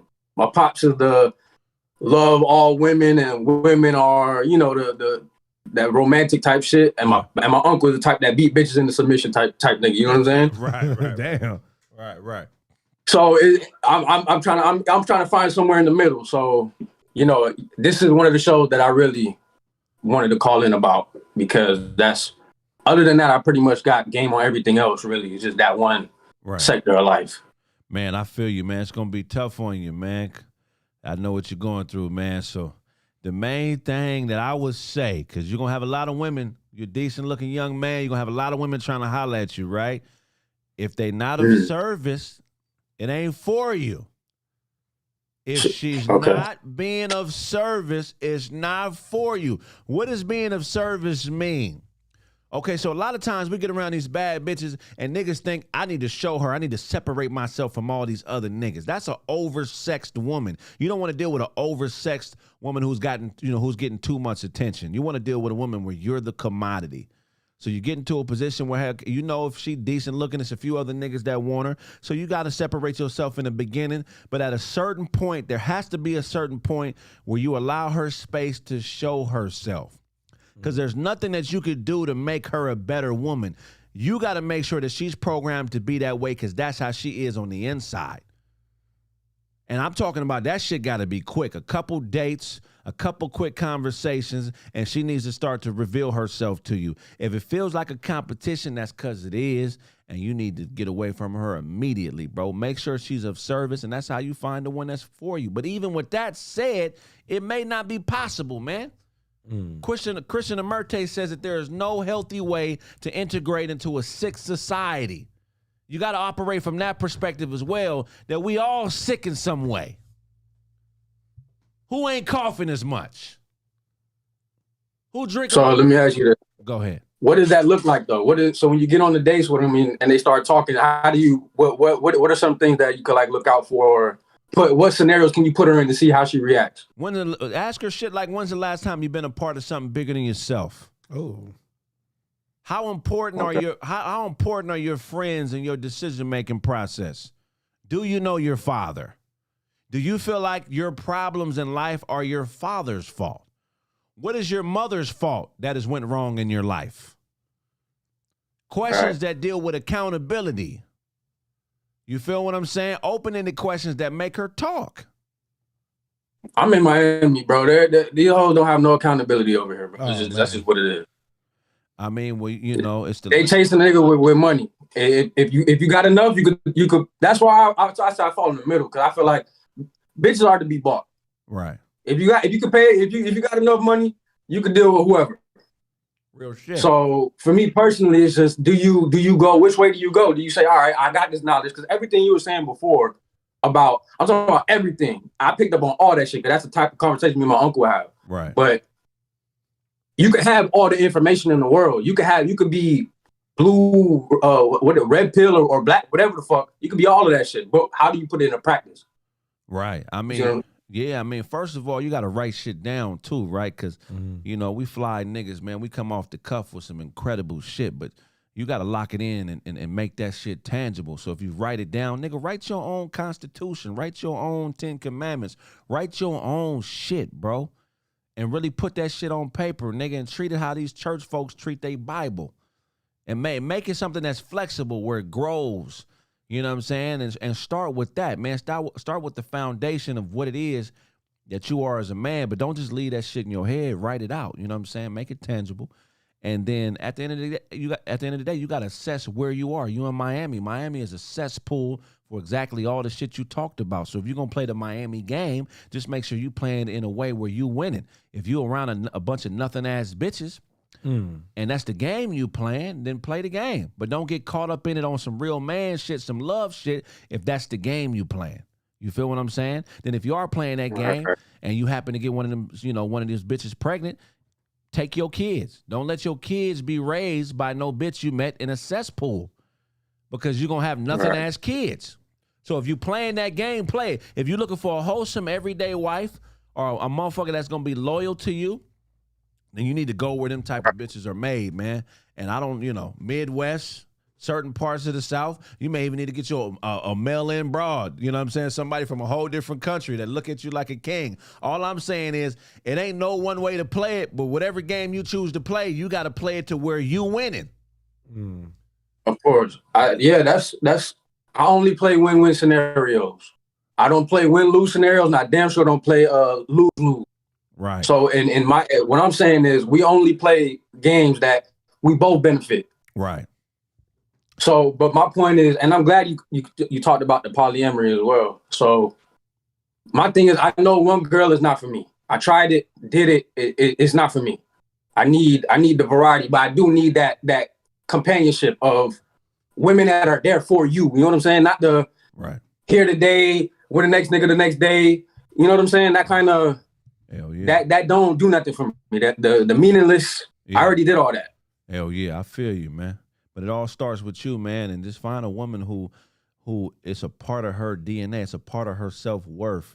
Like what she does for the team makes her feel like more of a woman. You know what I'm saying? That's gonna be tough to do, but once you write out whatever your own individual constitution is or whatever you solid on, it's going to be easy to find somebody that's in alignment with that. You know what I'm saying? She may not look the way you want her to look, though, bro. And that's where you got to check yourself as a man. Like, she may not be that bitch that you want to fuck every night. Yeah. You know what I'm saying? But what's more important to you, bro? Peace? The peace of mind. So if that's most important, then there we go. There we go. Peace of mind. There's a lot of niggas out here, who got sons that's 18 on JV because they was chasing the big booty Puerto Rican bitch that's 5'1". And they fucked around and cut the genetic gene pool. You know what I'm saying? And it ain't nothing wrong with that, but you got to realize that's the consequences of whatever you do. Or what are you chasing? What you want your offspring to be like? You know what I'm saying? What kind of life do you want for you and your kids? And peace, that's going to give you that's going to have you living to 100. You know what I'm saying? Unless you got money like the white boy. What's the white boy name from Playboy? Hugh Hefner. He got enough money where he didn't have to take no bitch serious. That's that to me, to be honest, that's kind of where I'm going. It's really just because I was at the bottom, then I got to the top. You see the difference in the attention that you get. Right. But then once nobody stays at the top forever. I had to go through a time where I had nothing again. You know what I'm saying? Yeah. I risked it, trying to double it, quadruple it, and I lost it. Right. And then you go from seeing all the attention you get. You got 5, 6, 7, 8 hoes, and some of them are good women. Right. But you got hoes, you got bitches that are there, and they're giving you what you wanted. They know what you want to hear. Right. As a nigga that's really trying to be on some shit, they know what to do. They know how to behave. Right. I'll say that they know how to behave. Right. But once you go back down, and then now I'm working my way up again, it's like you go through that period where it went from 3, 4, 5 back to 2, then you got 3 again, then back to 1. Now you got none. Right. So then now when you're at a point where you got 0, and you're like, damn, I just had 6 when I had something to offer. Right. Now that I'm back down and I'm fucked up again, all them hoes are gone. So now when you working your way back up, you kind of look at it like, I know it's not even like it's something I don't know because I went through it. Right. I know, bitch, you only here because it's good right now. But less is more. So then it's like, what's the point? Less is more though, and that applies to every part of life. You don't buy groceries from Foot Locker. You buy shoes. So you whatever it is you're standing on, you got to fuck with bitches that's what they buy. You know what I'm saying? If you're at the strip club, selling, what them type of bitches be on. So it's just like whatever you're selling, you just got to find a marketplace where they buy that type of shit. You know what I'm saying? But that's going to cause that niggas got to get uncomfortable to do that. You may have to go to Dubai, nigga. Or you may have to go to Ethiopia. I got a partner right now. When he get back into this country, I want him to come on the show. This nigga went to Ethiopia to find a wife. He's not Ethiopian, nigga. He's from Philadelphia. Damn. He went to Philly. Did he go to Ethiopia and he stayed there, or he brought the bitch back here? I think he brought her back, but he traveled the world now. Every time I go on this shit, he's somewhere different on the planet. That's dope. But he went to Ethiopia to find a wife. He's not Ethiopian. There are several brothers doing shit like this. You know what I'm saying? So it's like, man, you just may have to go to where a man is appreciated. And we all know East African women are probably the finest women on the planet. So that was actually a good decision he made. But just get uncomfortable, nigga. Fuck it. You know what I'm saying? And man, you ain't a man till you fall off anyway. You don't know what you made of till you fall off. 100%. I done fell off 2-3 different times. I'm 41 years old. If you out here gambling and you trying to get rich and you come from nothing, and middle class is nothing when it comes to how money works. Right. So if you come from nothing. Nigga, just 2 years ago, I went from playing ball in Europe. Just 2 years ago, nigga, I was sleeping in a community pool, sharing a car with my pops. Right. Hell Sleeping in the car, but I couldn't sleep in the car when he needed it, so I had to go sleep at the community pool. Nigga, now I got my own place. I'm in Miami. I'm doing well. You know what I'm saying? 2023 in the fucking parking lot. You know what I'm saying? Straight out. But you go through all of that, and you realize, bro, there's really nobody there. No. Nobody really gives a fuck. Nah, they don't. When you have nothing to give them, they don't give a fuck, bro. Not at all. I remember I was dealing with this chick. I loved it, right? I bought her all type of shit, man. Spent thousands on the relationship.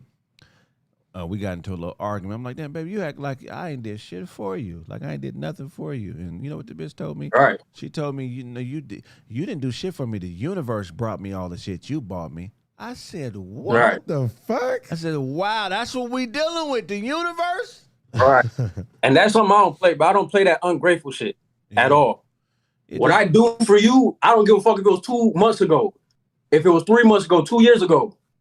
It means something to me when I did it, and I didn't do it to gain no points or nothing, but a little grateful, a gratitude. You see what I'm saying? Right. Yeah, man. But it's more about what you gonna do for me now, because the bitch looking at the next nigga that's in her DM talking about he'll do this and that for her now. Right. She don't give a fuck about what you did for her 3 months ago. There's a nigga offering some shit right now. You see what I'm saying? Selling her a dream. Hey, man, I appreciate you, man. Thank you for calling in, bro. Hell yeah. You got anything you want to promote, man? Go ahead and chop it up. Nah, man. Only thing I'll promote is niggas is just get a bag, bro. Get a bag, for real. If you need to take some time to be by yourself and realize that you probably got really 2-3 solid people in your life, that's great. You don't really need the whole group of friends and cousins and shit, because I had niggas switch up on me when I was trying to do better for myself. So real spill. All of that shit don't really mean nothing, bro. If you got genuine love from 2-3 people, bro, you are winning. That's a win. Hell yeah. Hey, man, good advice, man. Dope shit, man. It's a win. So pleasure to meet you, bro, man. Appreciate y'all for taking me, Check though. this next caller. All love, man. If I owe you something, get it from God. God. Next caller. Nah, he was cool. Good dude right there, man. I know you just sent half of your viewers to Ethiopia right now. Hey, man. Oh, shit. Shit. Who was that in this profile? Oh, shit. We know who it is. Oh. We know who it is. So talk. You know what it is. What's going on? What's the question we want to ask? We want her to answer, Kwanzi. From a woman's perspective, what's your thoughts about the polyamorous relationships? That everybody just freaky and just want to transfer motherfucking fluids with each other and have fun. What's the difference? Like they did in the damn Woodstock days, the nasty freak bitches. What's the difference? That's just too much. What's the difference in your opinion? Too much. What's the difference in as far as being a woman is concerned between a woman being a woman that's a man's number one woman and a side woman? Like, what do you think as a woman is the difference between the two different types of female? Well, seeing that I have had experience in both areas. Oh, shit. Because like I said before, even though you thought I was lying, I didn't know I was a side chick until I found out. Okay. That wasn't the real apartment. That was the apartment where they hold shit at, and he really had a house with a whole wife. Shit. Right. I thought we just moved in together. So, it be some, niggas with some good trickery out here. You see?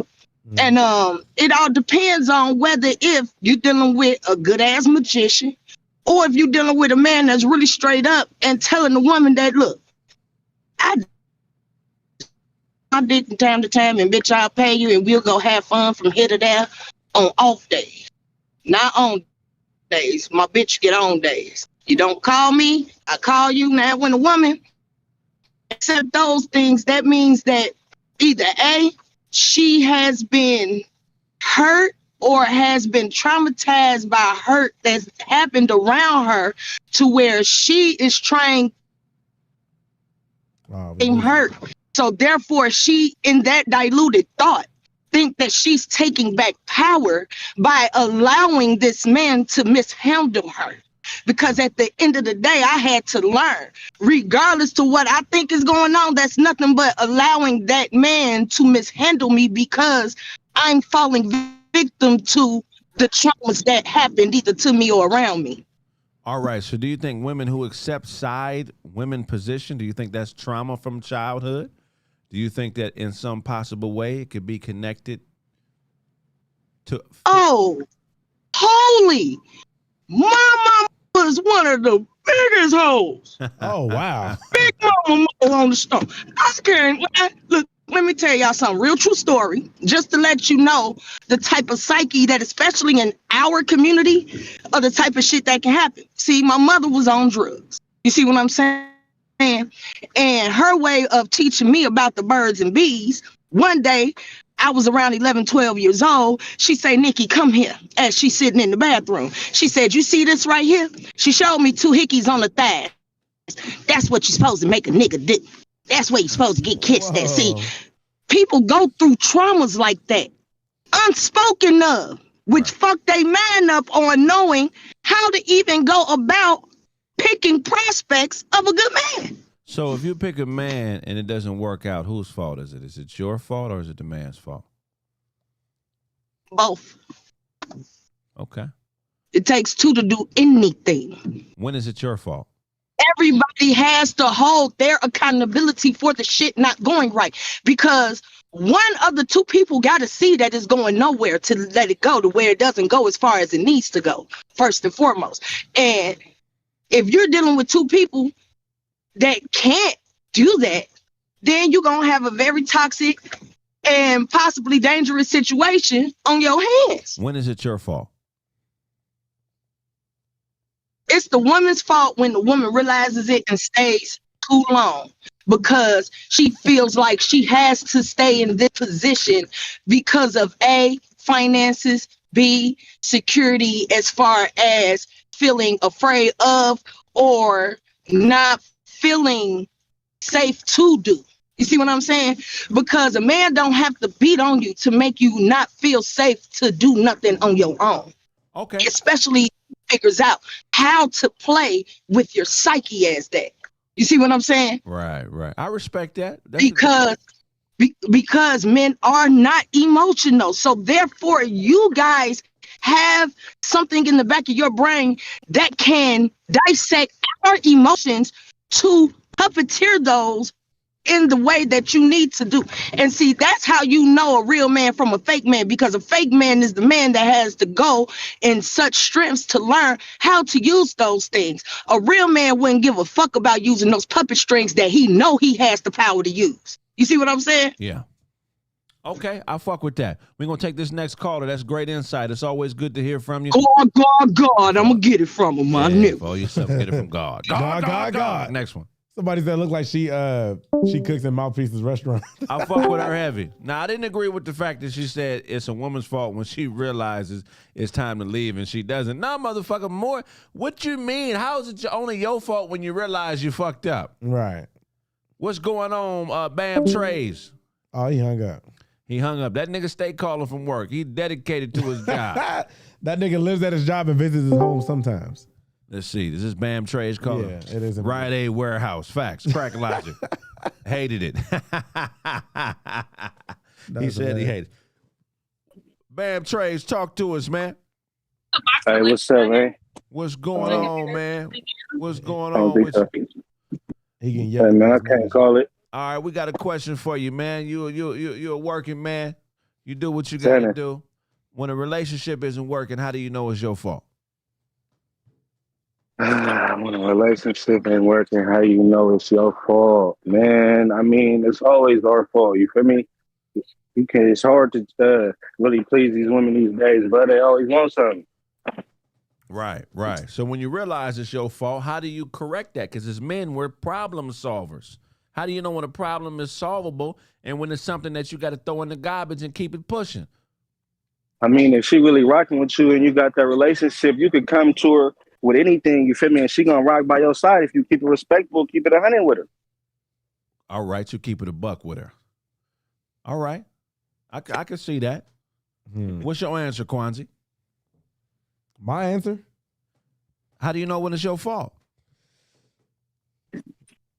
I mean, besides, honestly, I don't even know. I mean, if I know it's something that I have to look from her perspective on, like, you know, I have to see through the bullshit of, you know, the reason why she could be mad at me type shit. You know what I'm saying? Can I ask you something though? Because the nigga damn near in that type of situation, you feel me? What do you do when you in that? You feel me? What do you do when you know you fucking up? Okay, you feel me? You come to her. What do you do? I mean, the first thing you got to do is, like, I mean, it depends on the woman in the relationship. It's no cookie cutter, but you got to look at yourself and say, why am I fucking up? Because one thing you have to understand is, you know, when you're a man, you're accountable for all your actions. That's what makes you a man. So you don't ever want to position yourself where your woman feels like it's her fault that you fucking up. And that's why you got to know you and deal with your issues. Maybe you need to get some counseling, see a therapist, so you can figure out, why am I sabotaging a good situation? Because what some niggas do, real niggas do who ain't schooled, is they allow their traumas to fuck their woman off and fuck her off for the next nigga. Sometimes you got to understand it's you, why it's you, and also separate yourself from that woman in a way where she not taking that bullshit you putting her through into the next relationship. But a lot of these narcissistic niggas want to destroy women and then throw them back into the dating pool. What does a destroyed? What good does a destroyed woman do for any of us, nigga? It ain't like we all got the understanding that all these bitches in their lifetime gonna take multiple dicks. Why are some of you selfish niggas destroying these bitches and then throwing them back out here to us after you've destroyed them? I want to start a motherfucking posse of killers to start getting rid of these niggas. Hit the pussy. Because the women. Go ahead. Because the women is the men in their relationship. Right. Well, these niggas is more like they mamas than they daddies. Bitches try to destroy bitches. Women try to destroy. That's a natural thing for women to try to destroy each other. They don't support each other. But when you get a man trying to destroy a woman, that's a punk ass nigga. You ain't got to try to destroy something that's already weaker than you, nigga. Yeah. So, you know, it always starts with us, man. Some of these niggas need help and they need counseling because they only feel like more of a man if they destroy the women that they're with. And I feel like that should be something we confront as men. Bro, I appreciate you calling. You're always a great caller. We're going to take this next call. If I owe you something, get it from God. God. Start a 3-step program to help women. That's been out of one roast. He said, it's your fault if you've been being the... Zay, you gonna end the call? And nigga say the shit. You know what I'm saying? We go, man, you should be what? I should be what? Deaf to the ego. Deaf to it, man. There's a lot of people in here today. Yeah, we got another call. Who we got calling in, Kwanzi? Sauce God. Sauce God. What up, Sauce God? Definitely not a fraud. Sauce God. I agree. Deaf to the ego, man. All right, shit. Man. Let's get him off of mute. You on mute right now, player. What's good? What's good? What's going on, family? Where you calling from, buddy? I'm still on mute. Nah, you good. We can hear you. I said, where you calling from? I'm calling from Washington, but I'm from LA, though. Okay, all right. That's where they all go, man. All the LA niggas go up there to hustle and find them a white bitch. I fuck with that, man. Hey, man. No white bitches. There we go. Okay. Well, there we go. So I got a question for you as a man. Yes, sir. There's younger cats out here listening to us, so you got to give up some good game. If you're in a relationship with a woman and it's not going right, how do you know it's your fault? I feel like as a man, it's always our fault because we are supposed to be in control of the relationship at all times. You feel me? So he totally forget. Okay, so you said we should be in control of the relationship at all times. Yeah. Okay, so when you realize it's your fault, how do you assess if it's a problem worth fixing or a problem that you should just get rid of? To be honest, it depends on the relationship agreement to begin with. You know, like if you started the relationship as this person is somebody that's supposed to add to what your goal is, and when that starts to not happen, I feel like it is at that point to have that conversation. And then if that conversation doesn't go right, then it's at your point as a man to cut that off. You know what I'm saying? I think as a woman, her goal is to be a attachment to the man's goal.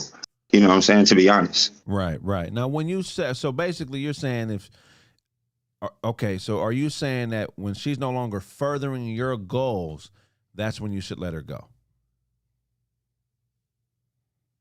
I feel like that is the time to start having that conversation. Like, what are we doing in this relationship? Okay, so I think that's a great way to assess it, but we got to revisit that in a way, right? Because that would make it transactional, right? Meaning it's based on what you've done for me, right? So how can we be how can we remain solid and be transactional at the same time? Meaning, you know, our loyalties as men, we're the people that we're loyal to are people who are there through thick and thin, or what we think is thick and thin. So how do we be careful in making sure that it's a solid reason why we're leaving? Because at the end of the day, your word is your bond. When you make a commitment to be there, you're gonna be there whether shit is not going right, whether shit is going right or not. So how do you make sure that it's a solid reason why you're leaving? Is what I'm saying. Like, what can a man do to make sure that this is solid? When I look back on it, I didn't make a mistake. This was the right thing to do. You know what I'm saying? How do you make sure that is in play when you make those type of decisions? That's tough, man. That's that thin line, man. That's like, you know, relationships are in some form a transactional agreement. Love, friendship is transactional. It's just not currency based. You know what I'm saying? So I feel like, man, it's that other intangible, like that friendship that you feel. What do you consider loyalties in a friendship and in a relationship? Like those things, it's those things that you give leniency to the other part of the transaction in a relationship. You know what I mean? That's tough. That's tough, man. That's tough. It is, man, and that's why being a man is so hard, because you got to live with those decisions. You can't be flip-floppy. Sometimes we allow women to jump back and forth and be flip-floppy, but as men, we can't do that. We make a decision, we stand on it, and we live and die with the consequences. Hey, man, love and respect. We're going to take this next caller. If I owe you something, get it from God. God. Good dude right there. Hey, all right, for sure. That might be the last. Nah, there's one more. Didn't he kind of look like Ricky Smiley or that D's Nuts guy? He looked like a mixture of both. Yeah. That's hilarious. Oh, man, you know who it is. Who we got here? The champ. Dab in here. The homie Dab. What's happening? What's going on? What's going on, Dab? How you doing there, boy? I'm good, man. Hey, this shit it's doubling on me, bro. Is it an echo? I don't hear echo. No. Okay. Where you at? You in the strip club bathroom? Where you at, nigga? What's up with all them lights and shit? This nigga's in the sports bar by himself. This is my first time calling y'all niggas away from the house, man. Hell yeah, it's all love, man. Tell us, man, how do you know in a relationship when something is your fault? When you're the problem, how do you know, and then how do you correct it? Man, as a man, it's always your fault. So the way I like to look at a relationship is, if you're really going to be the man in your relationship and you're going to lead, like you said, you always got to have something, or like keep your broad in the rears. Hey, Kwanzi.